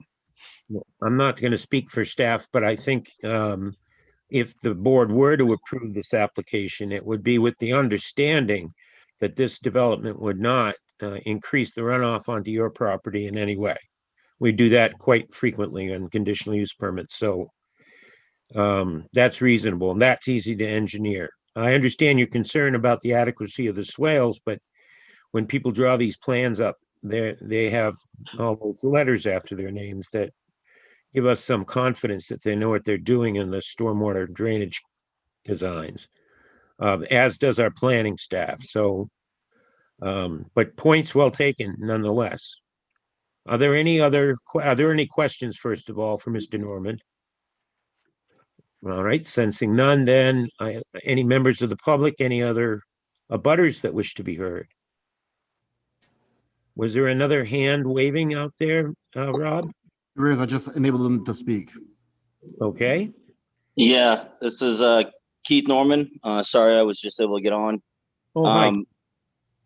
Yeah, to speak on the behalf of what my brother's stating, again, it just really comes down to mitigating the flow of water flowing down that hill currently, and basically having some sort of runoff stipulations, which you guys already said you would address and take care of in concerns.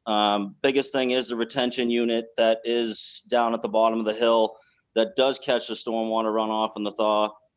It is engineered and designed and was allotted based on the lot design and the plan. Again, I don't oppose the upper lots, but we do oppose the 5 lower lots due to that runoff and the erosion control. All right, thank you. Any questions for Mr. Norman, Mr. Keith Norman? Well, sensing none. Are there any other members of the public that wish to be heard on this matter? Any abutters, members of the public? Well, sensing none, then I'll close the public hearing at. Before you do that, Mr. Chairman. Oh, yeah. We did receive an email from an Ann Michaels. I don't have an address, but the email address indicates they are at least a part-time resident of the campground. Okay.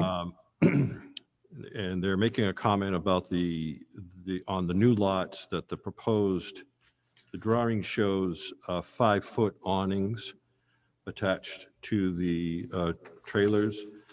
She points out that the typical awning opens up to 14 to 17 feet and is questioning whether the lots are big enough or not to accommodate that. And I checked the plans today. The proposed new lots are the same width as the current lots that have been there for all these years. They're all 35 feet wide. So there's, if the 14 to 17 feet works on the existing lots, and it should work on the proposed lots. It's conceivable that the awnings, when fully extended, might go right to the property line though, right? Depending on the placement of the trailer. Just as it probably does in the existing lots. All right. Is the density in the new development any different than the density in the existing? Well, obviously, we're adding 14 more lots, but do you mean in terms of how close to one another they are? Yes, in general. I mean, are the lots No, about the same size? the width of the lots are the same. Okay. And the depth is fairly similar. And these are for the so-called park models mostly? Is that what we're looking at? Yeah, okay. All right, are there any other questions from members of the board for anyone? Yeah, I have a couple of questions. Sure, Representative St. Clair. You have the floor. I'm very confused on this, and I apologize for that, but is this the commercial zone that, that the city did, went up Endicott Street North, and is this included in that This area? is in the commercial resort. Resort, zone, thank you. Yes, And this is still approved, this type of? yes, It is approved. yes. Okay. All right, I see, I was thinking it wasn't approved and that what was there now had been done before. Yeah, no. Okay, With a site plan, we allow campgrounds in that zone. okay. Yeah. All right, that was my big question, I guess. Any other questions from members of the board? I've got a comment, Peter. All right. Sure, Rich. If you look at the existing conditions plan, and it shows the approximate location of the underground concrete drainage detention system that discharges actually over the lot line onto the subdivided property in the current condition. I guess that's a question for staff then. Are the existing conditions that it discharges onto the abutter's property? That, well, Checking. at one time that was a total, one continuous piece of property and was subdivided, but yes, that the existing structure looks like it discharges over the lot line. I think the representation that's been made is that there is a design that will prevent there from being any surficial runoff onto the, or underground onto the abutter property. Is that correct? Except The outlet is on the property of the applicant. But as we all know, water flows downhill, so once it leaves that outlet, it is going to be on the applicant's property for some distance, and then it's going to continue down the hill, Down the hill. as it does now. From the applicant's property in the form of a drainage swale, a ditch, an underground pipe, what? I don't know what I'm not sure, Mr. Chairman. I would suggest that the board table and to the next meeting, and we need to review these questions with the applicant. That sounds fair. Because I think these questions do need to be answered. The letter from Keith succinctly raised that issue. So is it the board's pleasure that we table it? And so would someone care to make a Mr. Chair, motion? I'd like to make a motion It would- that we table this for at least one meeting, if not two, whatever's needed. To March 2nd? Is that what we're looking at? Yes. Then that first Tuesday in March, okay. So the motion is to table this until our next meeting on March 2nd. Is there a second to Representative St. Clair's motion? I'll second that, Kirk. Motion made by Representative and seconded by the chief. Is there any discussion? Sensing none, I would ask Kalina to please call the roll. Mike Dellavecchia, Approve. Charlie St. Clair, Yes. Bruce Genie, Yes. Richard McNeil, Yes. Gabby, Yes. Jill Fox, Yes. Edmund Donan, Yes. Brett Bellevue, Yes. Peter Burnett. Yes. All right, motion carries. The matter has been tabled. Thank you very much. We'll take it up with more information at our next meeting. All right, moving along now. PL 2021-0005 CUP, Layton Avenue North. It's a proposal to revert back to the original 30-foot wetland buffer from the 50-foot buffer to allow for construction of a single-family residence and attached deck. Sounds like deja vu all over again. Is the application in order and ready for acceptance? Yes, it is.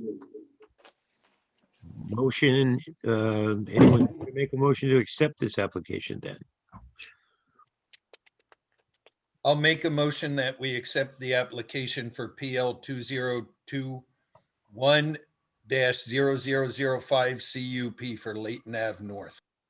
Okay, we have a motion by Mr. Belvo. Is there a second? Second.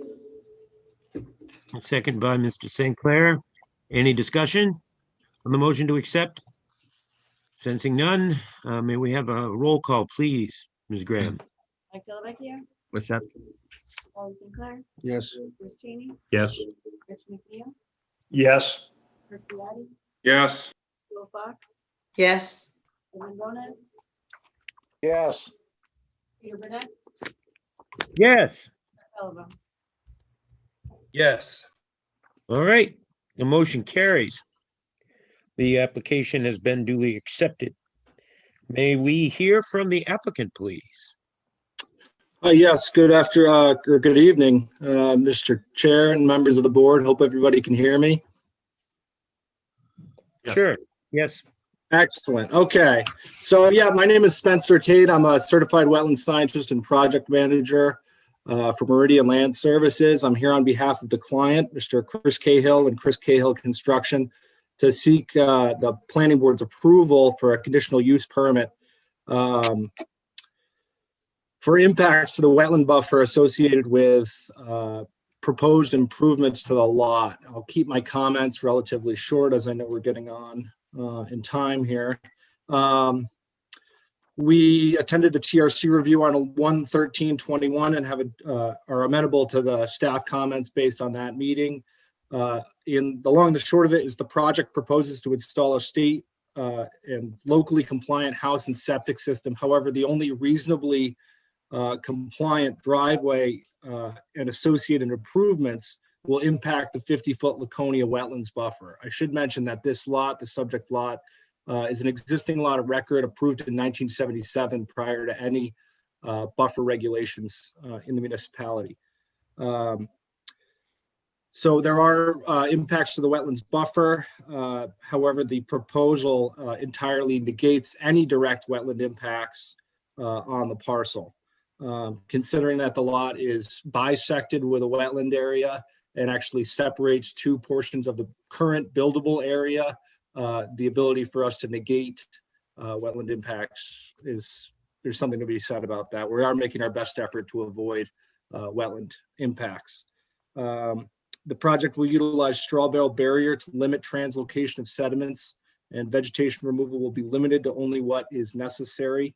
Areas of buffer disturbance that will accept sheet runoff upon project completion will be seeded with a native erosion control seed mix. This went before the Conservation Commission and received their approval with some conditions that the owner is amenable to. And this, to me, is the only reasonable use of this parcel that it's zoned for and has been taxed for. So it's a single family residential proposed use in a zone that allows that use. And this is, unless you build a helipad in the buildable area, this is the only reasonable means of access is proposing the driveway through the buffer. Mr. Tate, I have a question. So talk to me about the slopes on this site. It seems to me that the leach field is at the high point on the lot. That's right. It's a steep site, and due to the location of the right-of-way location, we have a setback that we have to maintain from the right-of-way, and we also have a setback from the poorly drained wetland areas that we have to maintain.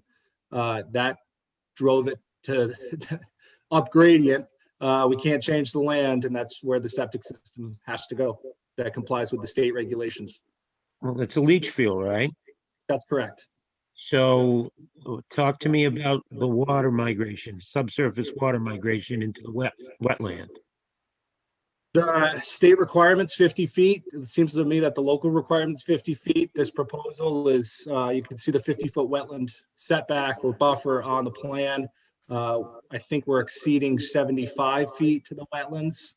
So it's a perfectly legal location for the septic system. Again, the septic system in the house meet the state regulations, they meet the local regulations. We're seeking conditional use for impacts to the buffer with the driveway and associated grading. Okay, So, thank you. yeah, I'll leave it at that. Any questions for the applicant from members of the board? Yes, Ed Bonez, did you get, so you got approval from the Conservation Committee? That's correct. That's all we need. All right, thank you. Okay. So we'll open the public hearing. Excuse me a second. At 8:24 p.m. Are there any members of the public or butters that wish to be heard regarding this matter? Any butters, any members of the public? Rob, is there anyone in queue?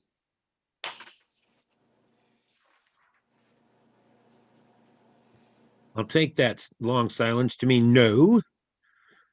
So I will close the public hearing at 8:25 p.m. And what's the staff recommendation here?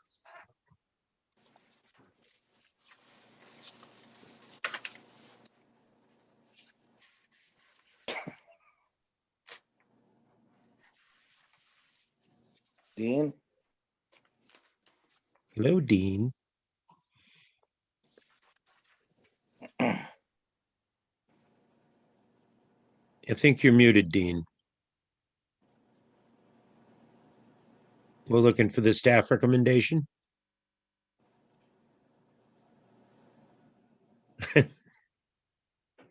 I don't know sign language. Never learned it. I know this, it means toilet.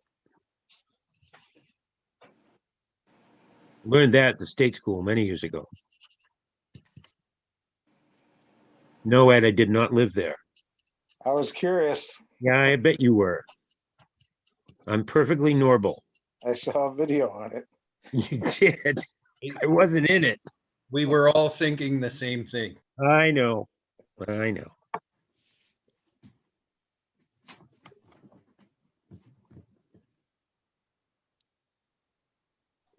Yes, Stacy.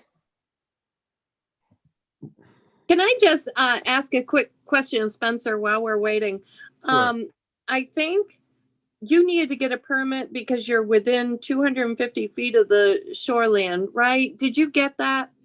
We did not yet. The shoreland permit, it's understood that we need to do that. I believe there's a note to that effect on the face of the plan.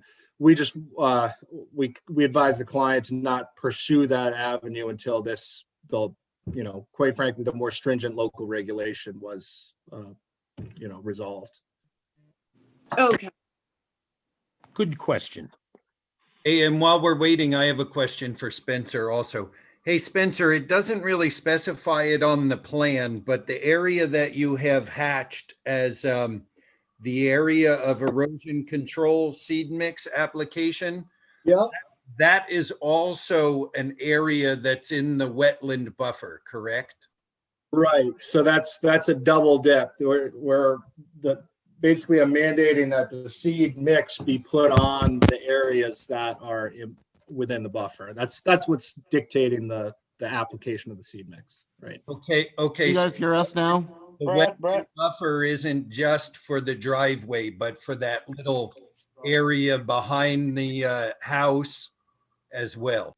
Correct. There will be some grading associated with the home back there. Yeah. Peter, Ed Bonez.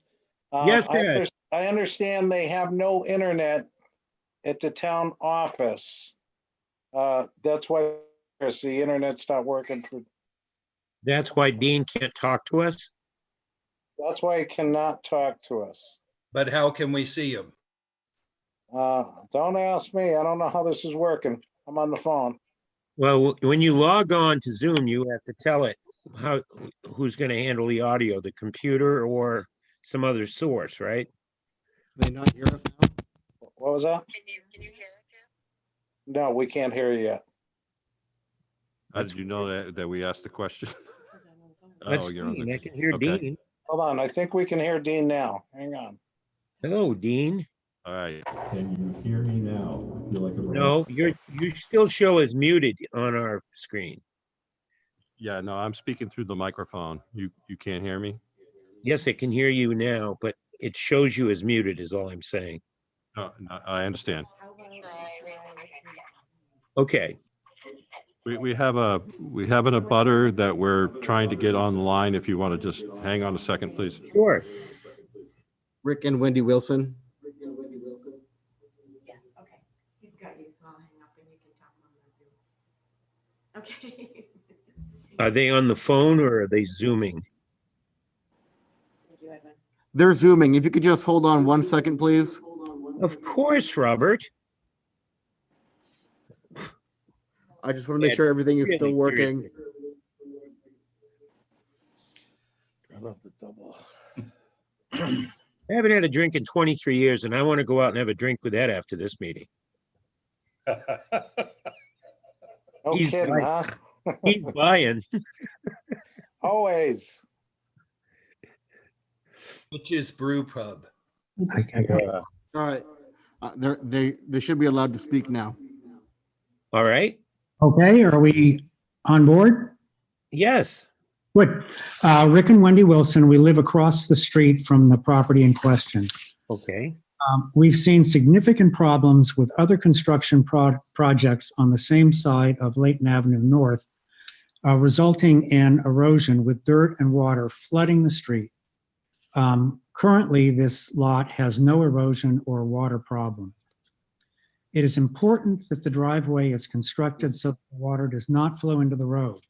The area of Layton Avenue, just 100 feet north of the proposed driveway, already has significant water and dirt washing down from Collins Brook Road, and at times there is standing water in the road.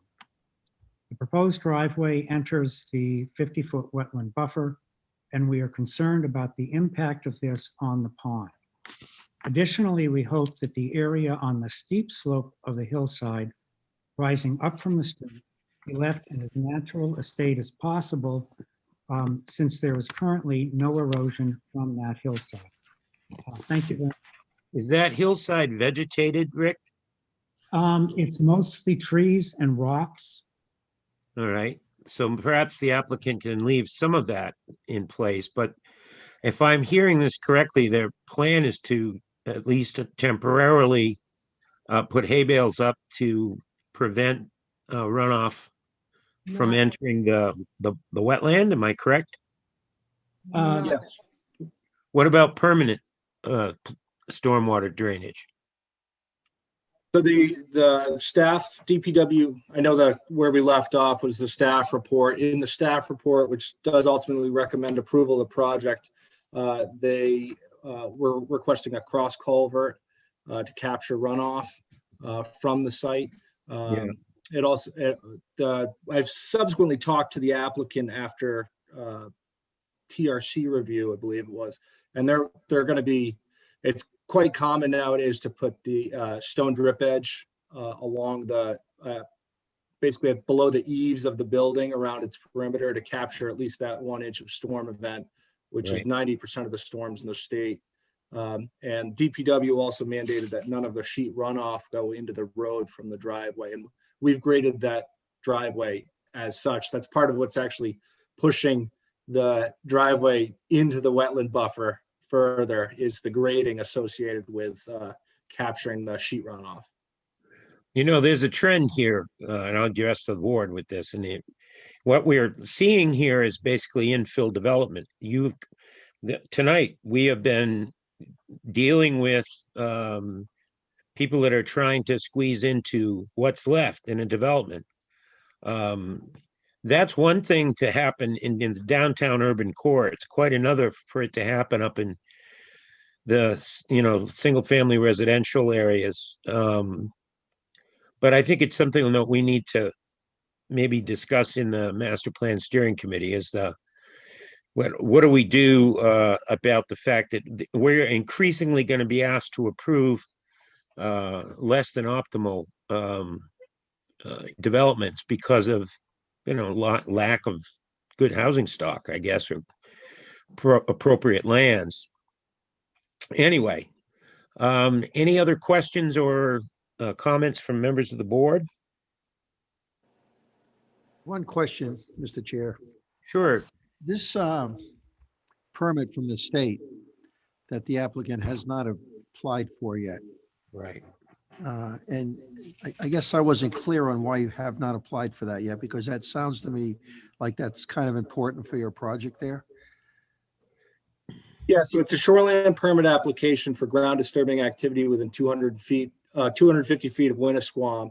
The reason why we haven't applied for it yet is basically there's a cost associated with it. My cost and time to do it is if we were to get to a denial tonight, it's a cost that's lost essentially to the client. But you could also see the 250-foot shoreland line. It's not an encumbrance over the entirety of the parcel. That whatever mandates that the board may have or that staff may have would need to be reflected in the plan that goes to the state. So if, let's say, you guys wanted everything painted green and a 10% slope all the way around it, we would make those changes. And then that is the plan that would need to go to the shoreland permit application. So we're not chasing shoreland program. So we're not chasing our tail around. So that's the reason why it hasn't gone. I foresee I do several dozen shoreland permit applications a year, and I see no reason why the shoreland program would not be able to issue an approval for this proposal. Thank you very much. Any other questions or comments from members of the board? Peter, I have just a comment maybe to Dean and the board and the staff. This is going to be a tough site to manage for stormwater prevention for runoff during construction. Is this something that the staff is up to monitoring, or do we need somebody like a third party agency to look at this also? Just thinking out of the box. No, we are absolutely able to monitor this site. Okay. Are there escrows on this?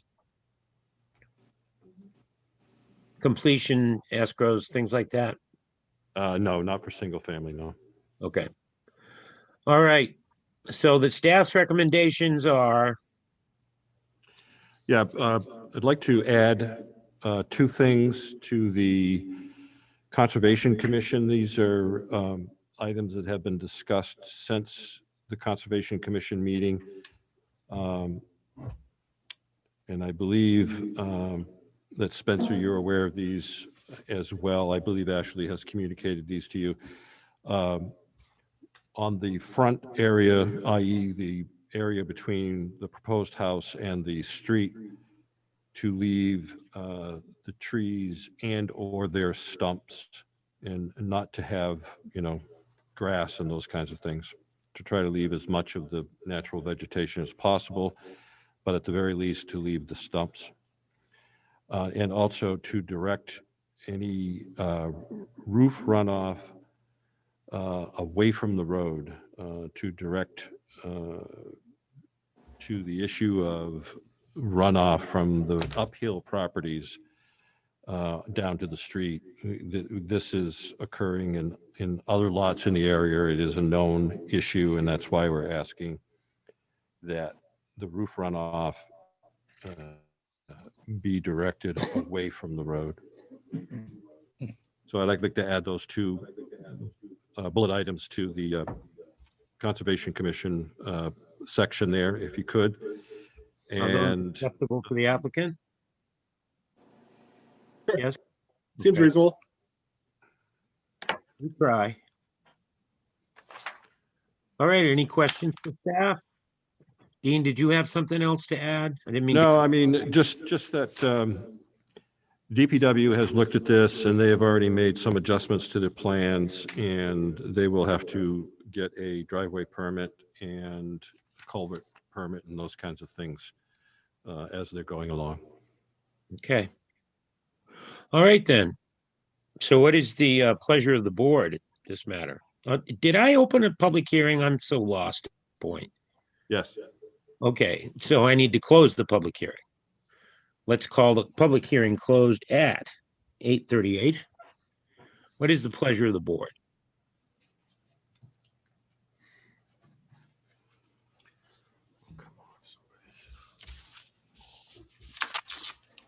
I'll go ahead and Gomez. make a move to approve this PL 2021-0005 CUP wetland for Layton Ave North with the staff recommendations and the two additions for the Conservation Commission of leaving as much natural terrain as possible between the residents and the street, and also directing the roof runoff away from the road. Okay, motion by Mr. Bellevue. Is there a second? Second. Second by Cheney. Bruce. Okay, thank you very much. Any discussion on the motion? Cheney. Jesus. Right. There'll be no chortling there, Mr. St. Clair. All right, any discussion on the motion? Could we have a roll call, please? Mike Delvecchio, I favor the motion. Charlie St. Clair, Yes. Bruce Cheney, Yes. Rich McNeil, Yes. Kirk Biati, Yes. Joel Fox, Yes. Edwin Bonas, Yes. Brett Bellevue, Yes. Peter Burnett. What was that? See, I got bilingual there on you. That would be yes. All right, motion carries. Congratulations. Thank you all for your time. Excellent. All right, moving along. PL 2021-007 SU. Something about the city of Laconia at 30 and 50 Church Street. So, Chairman, because it's if I might, I'm going to step out of the room during this discussion. okay, the records show that Counselor is recusing himself from this matter. You want to put Stacy back on? Sure. Stacy, you are now seated as a member and they'll replace the counselor. All right. Do we need acceptance? Is it in order? And ready You for need to accept application? the application, yes, and it is in order. All right. Could we have a motion, please? So moved. All right. There's a motion to accept by Representative St. Clair. Is there a second? I'll second it. All right. Second by Brett. Is there any discussion on the motion to accept the application? Sensing none, we would ask for a roll call, please, Ms. Graham. Mike Delvecchio, Accept. Charlie St. Clair, Yes. Rich McNeil, Yes. Kirk Biati, Yes. Joel Fox, Yes. Edwin Bonas, Yes. Stacy Susie, Yes. Brett Bellevue, Yes. Peter Burnett. Yes. Motion's accepted. The application's accepted. The motion carries. Therefore, what are we doing here, Dean? All right, let me give you a little bit of background. Okay. Number 30 Church Street is the old rectory / Luzial Mansion. Number 50 Church Street is the old Trinity School. And in between those two is number 40, which is the actual St. Joseph's Church. As you know, the city bought number 30 and number 50 over the course of the summer, with the stated purpose of disposing of the buildings at some point in time, and that process is underway, and to retain the parking lot, the parking spaces for the city. So in order for the city to retain the parking spaces, we need to create a lot, hence the subdivision, to encompass the parking area. Just as a side note, or actually an important note here, the city is exempt from its own rules and regulations. So this isn't an advisory function. We have already gone to the Zoning Board of Adjustment to advise them that this would be occurring. Normally, this would require a variance because it does not, you'd be creating a lot that does not have any street frontage. But again, the city is exempt from its own regulations, But this was presented to the zoning board for their, any conditions or concerns that they may have, and they had none, and they approved the idea. So we So are now before therefore- the zoning board, before the planning board, sorry, Yep. to do the subdivision. And again, we are exempt from the city regulations. However, we are looking for an acknowledgement from the board, and certainly would entertain any concerns or problems that you perceive with this plan. You're not making an actual approval, but you would be voting to acknowledge and place any concerns or objections onto the record. The new lot will be basically what is now the current parking area behind these three structures. There's approximately 81 parking spaces back there. There's a small utility shed in the far northeast corner, which will remain and owned by the city. We already have cross easements in place when the subdivision was created for the three diocese properties. The easements were put in place for the three driveways to enable anyone that needs to go out to the parking lot to travel over those driveways to go in or out. We will need to revise the easements once the subdivision is in place, and to show that the city will be responsible for plowing the driveways and maintaining the driveways in the future, because that will be the in and the out, obviously, for the parking lot. Did you That's say, essentially the plan? did you say that the buildings were to be removed? No. Oh, okay. I thought All of you- the buildings remain. An asterisk on that, if you will. As you know, there is a demolition permit that has been applied for by the diocese for the church building. Yes. That demolition permit has not been withdrawn, and it has not been issued. But the other two buildings are currently owned by the city and are being marketed for sale and have attracted interest. Each property has attracted interest from multiple parties. And they all understand that the parking lot does not go with the property. The parking lot is going to stay with us. Okay. Are there any questions for staff regarding this? Again, as he points out, if we take a vote on this matter, it would be simply to recommend to the council that they take some action. So does anybody see anything here that we need to specifically recommend?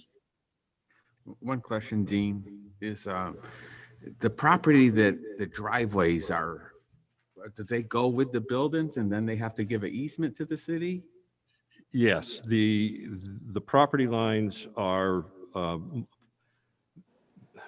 as you look at the property, the driveway that goes between the church building and the school is mostly on the property of the school. There's a little bit of it that's on the property of the church. I see the tan line right Right, there. exactly. Okay. And then on the other side of the church, on the left-hand side of the church, the driveway that's between the church building and the mansion is mostly on the mansion property.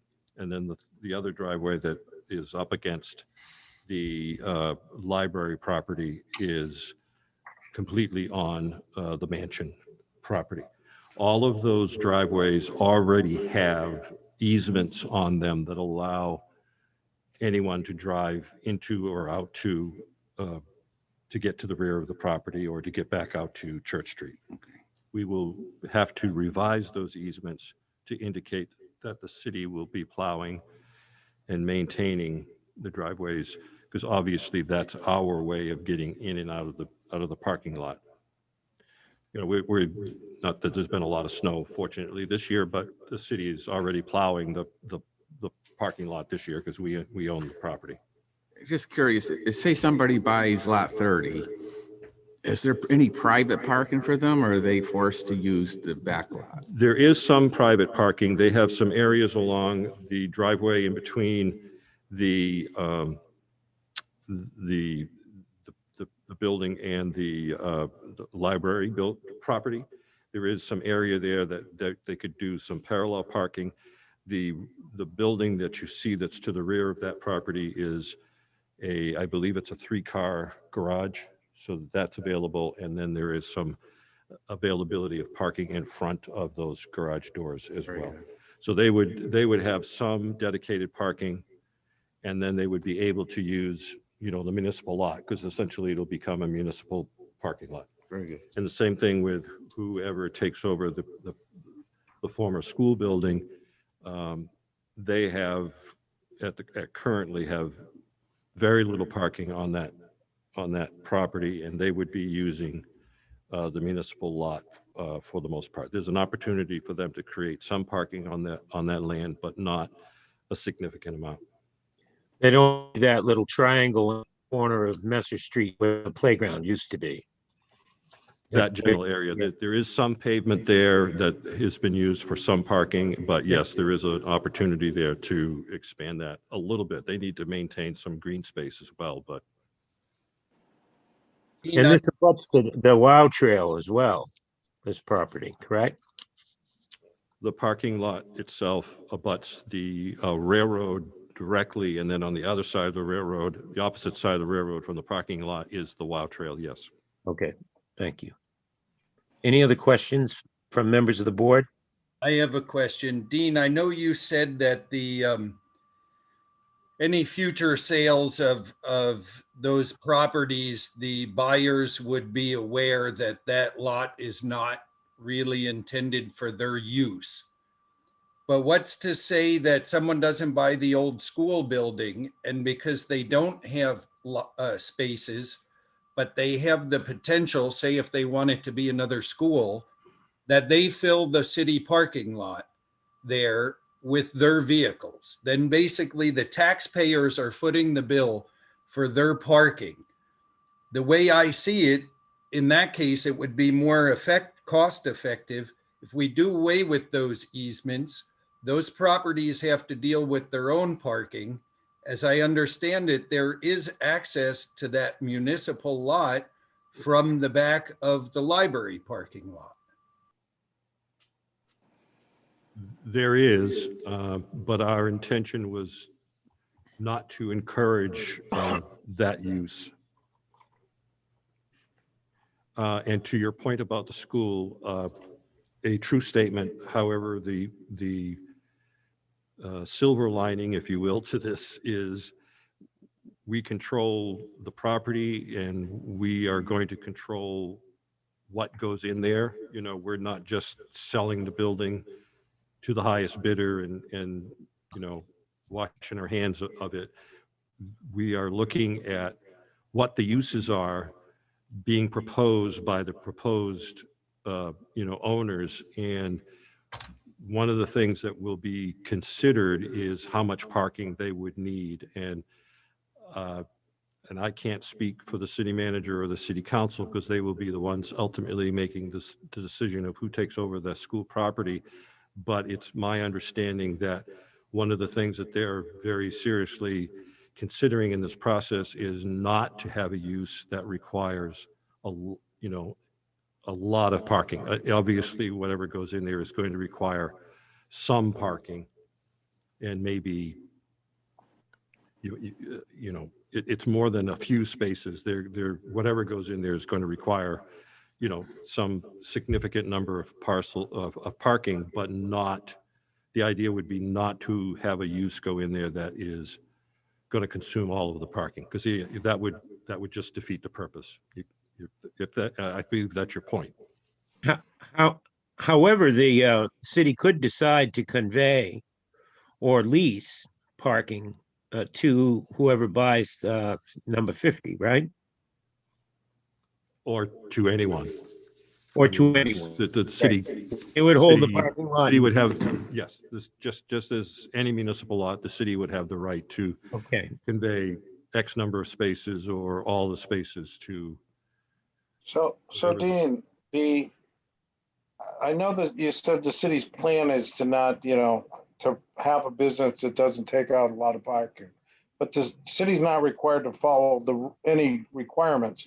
So they could turn around and sell the building to whoever they want and give them all the parking they want, correct? That would be a public hearing for the city council to conduct, not us. Yeah. I mean, I hear what you're saying, but we're merely advisory. And I think these are good questions, How does this division affect the value of lots 30 and 50? Given the interest that has occurred for the mansion, I would say it has no effect. All of the people that have put forth proposals for the mansion are well aware that the parking does not go with it, that, at least that section of the parking does not go with it. There are multiple inquiries and proposals for the school property, and I know that there has been discussion, trying to weed that out to eliminate a couple of the proposals that would require substantial parking. Okay. So at least from the initial sale of the building and proposed uses or proposed use, we would be looking to minimize the demand for parking. All right, so it's the staff's recommendation. We give this a thumbs up and send it to the city council, I guess. Yes. Fair to say? Anyone care to make a motion on that? Do we? Oh, we have someone in the public that would like to speak. Oh, I'm sorry. Well, I'll open the public hearing then. I didn't think we had to have a public hearing on this since we have no jurisdiction. Well, good evening. I was unsure of that myself. John Moriarty, thank you all for allowing me to speak. Today, I'm speaking as chairman of the Laconia Public Library's Board of Trustees. I don't often get to address you in front of an empty room, so I'd like to seize this opportunity to say what a nice job you do working together and running your meetings. It's important work you do, and it's nice that you do it so well and seamlessly, and I just want you to know I appreciate that. And if you have a bit of humor left in you, we library types like to alphabetize everything, so you might find it curious that when we take our Zoom roll call votes, we don't follow alphabetical order, we just do it in a random order so that we don't influence the votes coming up. Anyway, back to the conversation at hand. The board, you probably are aware, the Board of Trustees, back when I joined the library, had 8 parking spaces. And on May 24th, 2001, voted in a split vote to spend trust funds to build the 43 parking spaces that are now constituting the parking lot there. And sometime after that, we did put a sort of temporary connection to what is now being described as the 81 parking spaces for municipal parking. And we did that knowing that the use of our lot and the abutters parking lot, namely the church, were on a cycle that never overlapped. The church is open on Sunday and the library was not open on Sunday. So it didn't constitute a significant amount of traffic through our parking lot when the children's room was in its fullest and highest use and there were little ones in the parking lot and lots of library use. So it was a win-win situation, and the library likes those kinds of situations, and we're certainly not standing in the way of this one either. However, I do want to point out that, and I don't have the exact date in front of me, but I don't know, approximately a year ago, when the conversation about the church first materialized, the library board did vote to close that connection between the 2 parking lots. So the library board is monitoring this with a great deal of interest and a certain degree of concern that, given the fact that traffic flows like a fluid, it likes to follow the path of least resistance. And we are concerned that that any parking that's used either for the abutters, the developments of the Buzzell House or the school, that just simply cutting across the 2 or 3 feet of grass that separates those will make the library's traffic higher and a little more dangerous and just simply easier. So my purpose today is only to raise that concern with you so that you're aware of it, so that there's a record of our concerns. But again, to thank you for the good work that you do. And if you have any questions for me, I'm delighted to answer any. Thank you, Mr. Moriarty. Are any questions for Mr. Moriarty? I do. Do you think, John, that as part of this plan, if we just, since the trustees have already voted to close that driveway, that we make that a formal part of this proposal? I don't see any, reason not to close that off. But, even if it's a gate that can be open in certain circumstances but closed most of the time. I don't know what it would be exactly, but if that makes everybody more comfortable, I don't see that as being an issue. Well, I think there's a definite spirit of cooperation at work here. So, that is the action that was taken, and we too could reverse it. So I don't mean to be wishy-washy, but I don't know the answer. Maybe that is the best course of action. But again, through the spirit of cooperation. Okay. Well, Thank from you. a planning standpoint, it's tonight, all we're looking at is the subdivision, and that doesn't change anything regarding that additional exit, as it were. No, our intention always was to use the 3 driveways that go out to Church Street. Right. If I can, I have one more thing that gentleman just brought up. If we're going to close that, I realize that back parking lot had minimal use. Like he pointed out, on Sundays it was used for church. Most of the other time the use was minimal. If we're going to move some kind of business in there or something like that, or turn it into a straight up municipal lot, I would expect that the use grows. Now, when you come out of that lot, there is no traffic control really to get out onto the street there on Church Street. So we might want to do some kind of traffic study on how you get people out, because the traffic light there at the, the post office and Beacon stuff. Street, it's the intersection of Beacon Street East and Church Street. Yes, you're right. It doesn't really allow, there's a crosswalk there, but for cars coming from the church lot and stuff back there, it doesn't change the traffic light to allow them out. Is there a sign that says right turn only? No. No, because that could handle that problem right there. Oh, jeez. So, but it's a good point.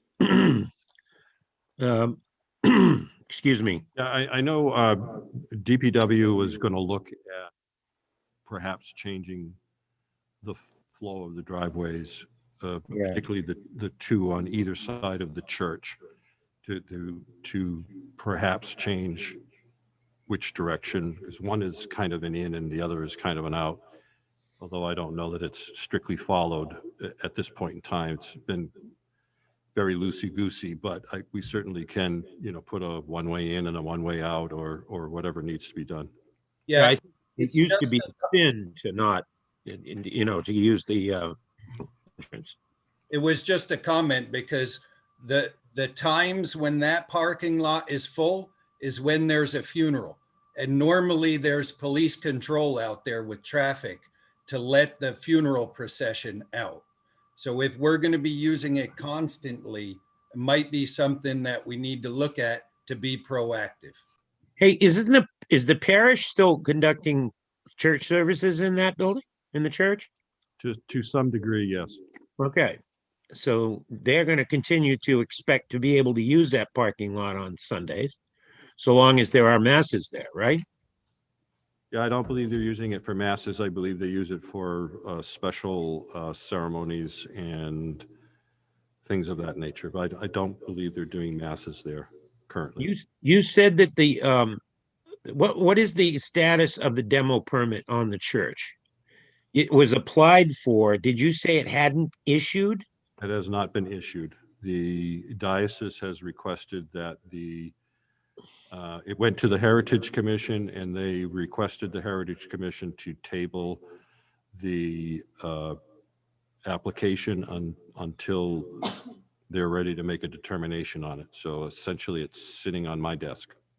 So all they did is sort of preserve their right to ask for a demo permit by filing before the ordinance changed, right? Correct.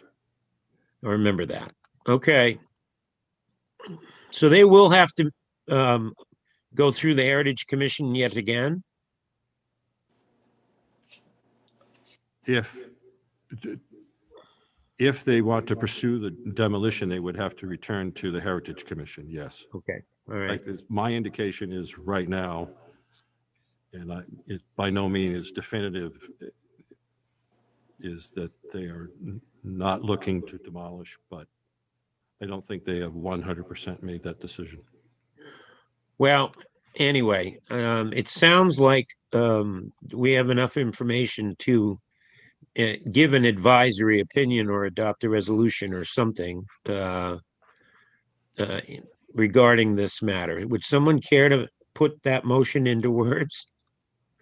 I will go ahead and I will make a motion that we acknowledge the town taking over this proposed Lot 3, as long as the considerations that we have brought up as far as a possible gate in between the library and that parking lot be talked about, and also a traffic study considered for the traffic flow out onto Church Street.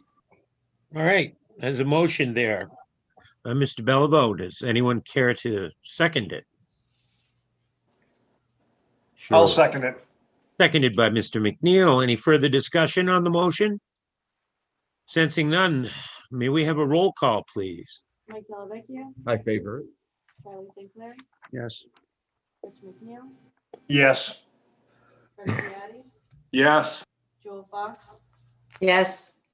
Bonus, Yes. Stacy Susie, Yes. Brett Belavo, Yes. Peter Burnett. Yes. Well, the motion carries unanimously. Thank you very much and good luck. Someone let the counselor know that we're done with this matter. Counselor is back. Ah, you didn't go far then, did you? No. All right, 11.1. What is this about appointing Charlie St. Clair? Reappointing. Reappointing. Tell us, Charlie. Just for the historical district overlay. And I'd love to stay on it if the board so sees fit. Your term is, it says it's set to expire the end of next month. Correct. And is that appointment normally just made by motion, Mr. Trefethan? Yes. All right. Was anyone have any questions or any objections to his reappointment? All right, then. Could we have a roll call, please? Oh, we don't have a motion yet, actually. I'll make a motion to reappoint Mr. St. Clair to the Historic District Commission. Is there a second, Mr. Bellavo? I'll second. You know, it is getting late. Could we have a roll? I need discussion on the motion. Sensing none. Could we have a roll call, please? Mike Delvecchio, I approve that appointment. Charlie St. Clair, I'm supposed to vote on this? Go ahead. Yes, I vote for myself. Thank you. Bruce Cheney, Yes. Rich McNeil, Yes. Craig Biatti, Yes. Joel Fox, Yes. Edwin, Eddie fell asleep. Yes. Brett Belavo, Yes. Peter. Yeah, I guess so. All right, motion carries unanimously. Congratulations. Thank you. Thank you all for your support. Thank you for your service, Doing this. actually. It's a 3-year term. You're Confidence. now committed. Stand committed. All right. So I see we have 1, 2, 3, 4 revocations. And if I'm reading this correctly, what you're asking us to do is to approve the revocation process by scheduling a public hearing for each one of these? Correct. Is that what the ordinance requires? If we're going to revoke, that we have to give them a public hearing? Correct. Okay, Would you like a little detail on these 4? absolutely. Okay, so I'll just list down them in order. The Marco Trust, or the Realty Trust, which is Marco Estates, was the name of the subdivision. It's on White Oaks Road. It is the property that has the rusting hulk of an excavator right out front beside the road. That's that property. Does it have like an old plywood sign that showed the original subdivision or something? Right, which is since just a piece of plywood now, but Yeah, it yes. was probably approved in the year 2000. Yeah. Yeah. Okay. So obviously, all approvals for that have expired many, many, many years ago, and the rules and regulations have changed over the years. There have been a couple of people that have looked at it, but when they looked at it from the standpoint of trying to do the old subdivision, which when we go through it with them, they realize they can't. So that ended the interest. So I think to make it clear to everyone that this is essentially just one big piece of land. It is not a subdivision any longer, that we need to revocate it. So my question go ahead. is though, if they don't meet the time limit in a conditional use permit, if they let it expire, no further action is required by the board. Why do we have to revoke? Because it's been registered at the registry. Okay. So there has to be an official revocation. Correct. Document. We can only issue if we have a public hearing. Correct. All right. So that first one. The second one is. The next one is New Hope Drive.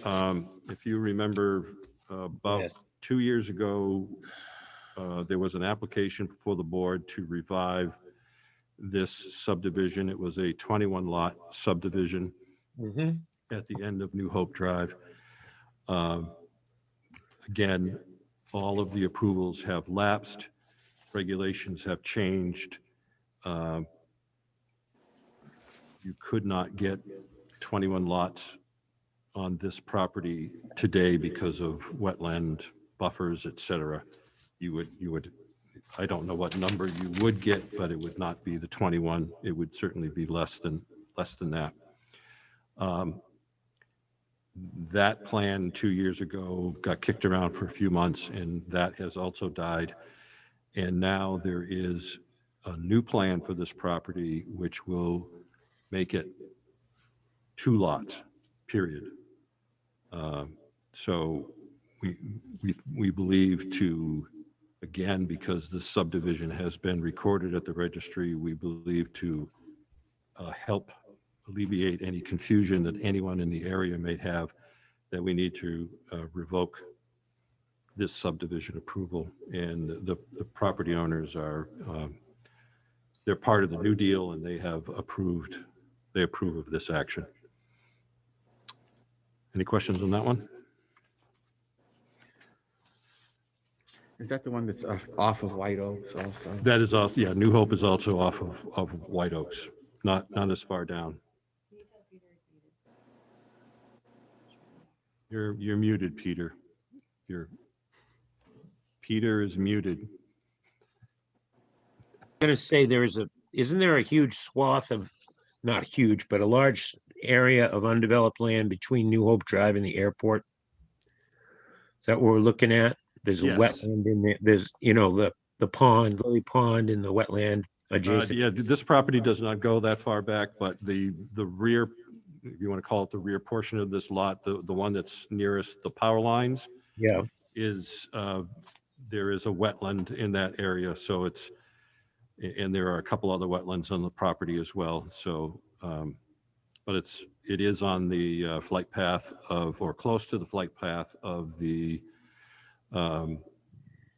airport, because I know over this past few months, the airport has been in looking to take down some trees in the Hillcrest Drive area because of they've grown to the point where they might interfere with aviation. But this would be slightly off the flight path, but still within that area, yes. All right. All Any right. questions about this one, folks?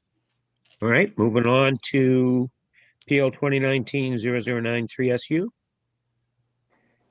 Leonard. Yes, so this is Maiden Lady Cove Road.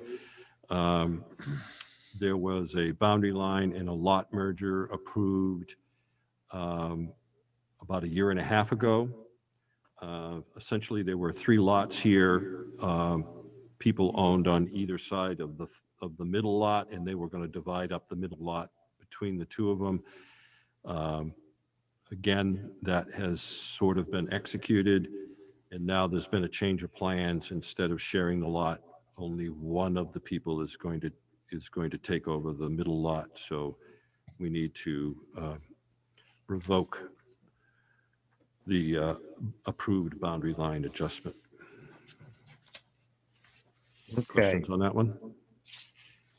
Well, I guess my question is we're going to change title then. Yes, they will be in to do something different there.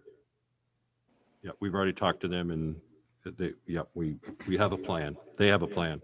So the end result of this is going to simply be a 1-page document that will get recorded that says the previous plan located at book page, whatever, has been revoked by the planning board, basically, right? Yep. Okay. Yep. And then they'll come All in right. with a Any new plan. questions for anyone about that one? All right. How about Right, the last- next one? Last but PL not least is 55 Bay Street. About exactly 1 year ago, you approved a boundary line adjustment. This was in relationship to the proposed boat storage building that would be at 55 Bay Street. And he, at the time, was proposing a valet service that would take the boats. This from was the Attorney storage- Brouillard. Yes, it is. We take the boats from the storage building across Winnisquam Ave and Cross Bay. or Bay, yeah, and put the boats in the water.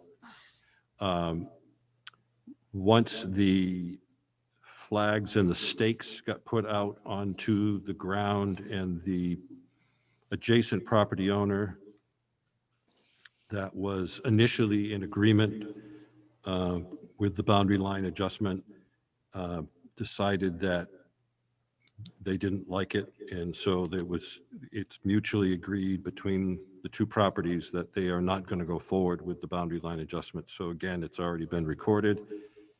The deeds haven't passed, or changed yet, but the plan has been recorded. So we need to revocate that plan. Was this the abutter that had the lake access? No, this is That the backed butters out? with the large warehouse type building next door. Okay. All right. Just a mutual agreement. Well, I guess that's clear. The board members have any further questions regarding these revocations? Okay, so we need 3 separate motions. I would get 4 separate motions if I'm not mistaken, right? Just for or couldn't we do an omnibus? I think you could do one motion to refer all 4 to, we will do 4 public hearings. Public but hearing. To refer all As 4. long as we have it, when would we do that? March 2nd? Correct. We should do it to a date certain, right? Yes. Because then you have to notice it. Okay. Correct. So does anyone want to make a motion that these 4 properties for approval be scheduled for a public hearing purpose of revocation? I'll go ahead and I'll make a motion that we move for public hearings for March 2nd for the White Oaks Road subdivision, the New Hope Drive subdivision, the Maiden Lady Road boundary line adjustment, and the Bay Street boundary line adjustment revocations. Motion Second. made Second. and seconded. Any questions or further discussion? Sensing none, I would ask for a roll call, please. Mike Delvecchio, Approve. Charlie St. Clair. Yes. Bruce Cheney, Yes. Rich McNeil, Yes. Kirk Biati, Joel Fox, Yes. Edwin Bones, Yes. Brett Bellevue, Yes. Peter Burnett. Yes. Okay, well, the motion carries then. These matters will be scheduled for a public hearing on March 2nd. Okay, is there any old business? I don't see any. Yes, I have some, Peter, Mr. Chair. You have some old business? Yeah. Are you iced in now out there? Scammed? What was that, Mr. Chair? I didn't hear you. I was gonna say, you must be iced in out there on the island now. Oh, yeah. It's safe to walk across now. Anyhow, I got to bear with me for 5 minutes, folks. I really have to get into this. At our last meeting on January 5th, the planning board granted a waiver to Canton Chevrolet not to plant roadside trees that are required under the Laconia ordinance. I have to ask yourself why the vote is 7-1. I feel like I'm the only member of the board that wants to make Laconia a better place. We can't make Union Avenue a lovely boulevard overnight, but we can improve on it 150 feet at a time when the opportunity presents itself. If you drive south from the north end of Union Avenue, you come to McDonald's on the left side that was rebuilt about 10 years ago. They have 10 or 12 roadside trees. Look across the street at Watermark Marine. They have 5 more attractive trees that were required to be put in when they rebuilt at the time. Moving right along, you go past Captain Jack's, you come to Dairy Queen. They have roadside trees. Then Morset's little strip plaza there. They have 5 healthy trees right next door. Dunkin' Donuts has a couple more trees. Look to the left on the knoll at O'Reilly Auto Parts. They have several trees along the knoll there. And keep on going. You go past Elm Street, you go to the Liberty Tax Plaza. They have a couple trees there that are 20 or 25 years old. I believe they were required to put in when that plaza was built. And as we approach Canton Chevrolet, there are no trees. But right next door on the left side, there's an attractive strip mall with nice dormers, and they have 5 street trees that were required to be put in when that plaza was built. Then moving right along, the Irving gas station, several more trees right there at Irving. The city required these trees because it makes it look nicer than just telephone poles along the sidewalk. The trees are a nice thing to have. I have nothing against Tom Canton. In fact, I have my GMC truck service there. Frankly, I'm surprised he asked for a waiver for the frivolous excuse that the leaves will destroy his car. How many of us are driving around in cars 5 or 10 years old that aren't falling apart because of leaves? What Tom is asking for is you're depriving millions of travelers. Remember, these trees are going to be there for a long time, of an enhanced view of Laconia because he doesn't want to blow the leaves off the car 1 month a year. You still have 11 months with no leaves. So I'm asking for some member of the board to reconsider and bring this up for discussion again. It was approved, the waiver was approved without good cause, and we must seize every opportunity to make Laconia a more attractive place, and we have it right now. So you're Dean, asking, I don't really know the process. If somebody wants to say, let's bring it up for discussion, can we do that? I believe under Robert's rules, somebody that was on the winning side of the motion has to make a motion to reopen it. Well, it's 7-1. I was the only one that lost. Well, I understand that, but what I'm saying is that means that one of the 6 remaining, I mean, one of the 7 has to make a motion tonight. And it has Yes. to be seconded. And then we can't really take any action without giving notice to the applicant either. We can't act on it tonight. I understand, but like I say, Union Avenue needs help. I agree. I think if the point you're trying to make is that we should pay more attention to that, meaning the board and planning staff, then I would wholeheartedly agree. But if you're talking about revoking a conditional use permit or subdivision, whatever it was, site plan that we already approved, that's a motion for reconsideration, and that would require further public hearing, I believe. I'm not saying he can't build this parking lot. I'm only asking that he put a couple of trees along the sidewalk. And we've already issued a decision on that. But we can rescind that. We We have a can. chance to do it now. If So I'm someone- asking some member to bring it up to consideration. Does anyone wish to make, any one of the 7 that voted in favor of approval, wish to reconsider the matter? Mr. Chair, I'm willing to do that. Not because I'm disagreeing with what we did, but I think it's worth exploring because Mike does have a good point about trees. Yes. So maybe there's some trees that don't give off leaves or something. I don't know, but I don't think it'll hurt to bring it up for another discussion. Thank you, Mr. St. Clair. All right, there's a motion. Is there a second? I'll second that. Second by Ms. Fox. The motion is to reconsider the approval. Hi, Dean, you're waving. Yeah.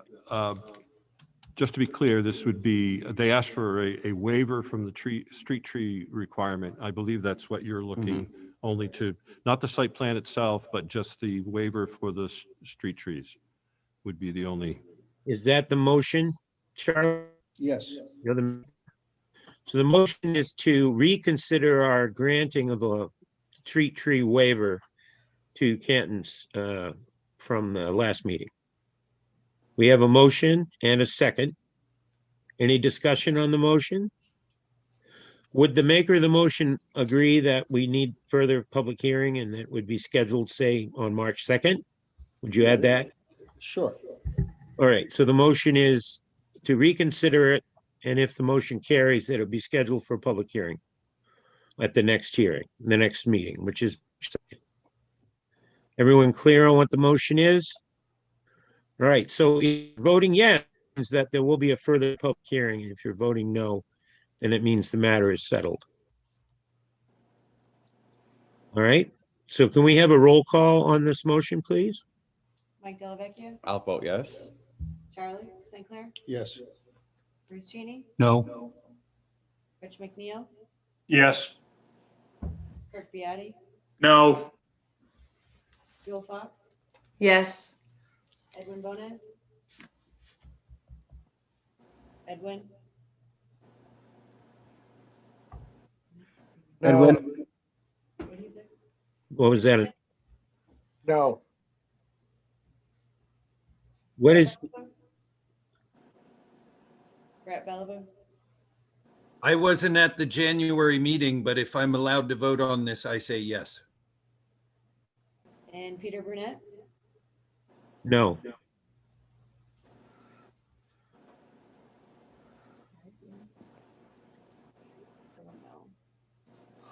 5-4, yes.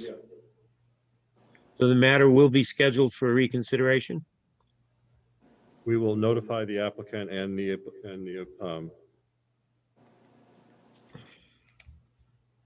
we will notify. I'm not sure who exactly, other than the applicant, we need to notify, but we will notify. Well, they were here earlier before Mr. Delvecchia joined us. All right. Yeah. Okay, well, the motion carries. Thank you all for your support. No problem. Chairman, can I make a comment? Certainly, Counselor. I voted no because I question whether this is A, legal, and B, fair. But my second concern, I want to address it to Mr. Delvecchio. I resent your representation that you're the only member of this board who cares about the character of the city. No harm intended, I Well, assure you. harm was taken here, I can tell you. Thank you, Mr. Chairman. Well, yes, I mean, I don't think we need to comment any further, but I think when we issue decisions here, the applicants act in reliance upon those decisions. They may have committed resources already to this project. So I would echo the counselor's concerns about fairness, if not legality, of what we just did. I think we might consider asking a city solicitor about this decision before we go too far. Well, again, I think we need to notice the public hearing and give the applicant an opportunity to be heard. It may turn out in the course of that objections would be made. Okay. I guess. It's kind of unusual, but Mike, thank you for bringing it forward. So we are at liaison reports. I have no idea what's going on with the Lakes Region Planning Commission, but I know Rob's on top of that. They have not had any new meetings. I didn't think so. It wasn't just me then. Conservation. Anyone want to speak on that? Okay. How about city council? Nothing to report. Nothing? Not a thing. Oh, my goodness. We'll have to give you some business. Historic District Commission, Charlie? I'm going to pass this over to Rob because he made a presentation at the meeting, but I was having trouble. I wasn't at the meeting, so I was on a speakerphone and my phone kept cutting out, so I missed a lot of it. So I'll let Rob make a real quick presentation. You still just using that explanation old, of what he did. you still using that old Princess phone? Yes. Jeez. Come on, you Luddite. You got to get up with the Probably 20. would have had a better connection if I'd been on a Prince's phone. Rob, help us here. I guess I don't know how far I'm supposed to go on this. I did. Words or less. How many words? 50 words 50 or or, less. okay. Yeah, that works. I just brought up merely to the historic overlay, historic district commission that there's other options or tools that can be taken in conjunction with expanding the historic overlay district. And one of those options I outlined to them was perhaps doing some form-based code in the downtown area, which would control the architectural style of new structures that were being developed as opposed to relying on zoning for just the use of the structure. And is the I think that's pretty close. Is the commission deliberating on this? They did like the idea. It's quite a bit of work to create a form-based code for any region, and we would have to create an overlay for it as well. And there's a lot of research that goes into that, and I'm still in discussions with Dean about how we would progress with that should we put in the amount of work it would take to get there. What is a form-based? What are you referring to there? So you kind of have a set standard of what styles or architectural features and building types would be allowed within a specific area. And it goes with matching setbacks, building heights, type of windows that would be allowed. So instead of having uses that each building has, we would be governing what the building more looks like. And the use to make sure that there's a character that's maintained within a district as opposed to the use of the individual building. Okay. All right, well, so the commission's going to take this up and perhaps come back to us with it. Perhaps. Okay. And Are there that's any my questions? report. Any questions for Rob regarding his report? All right.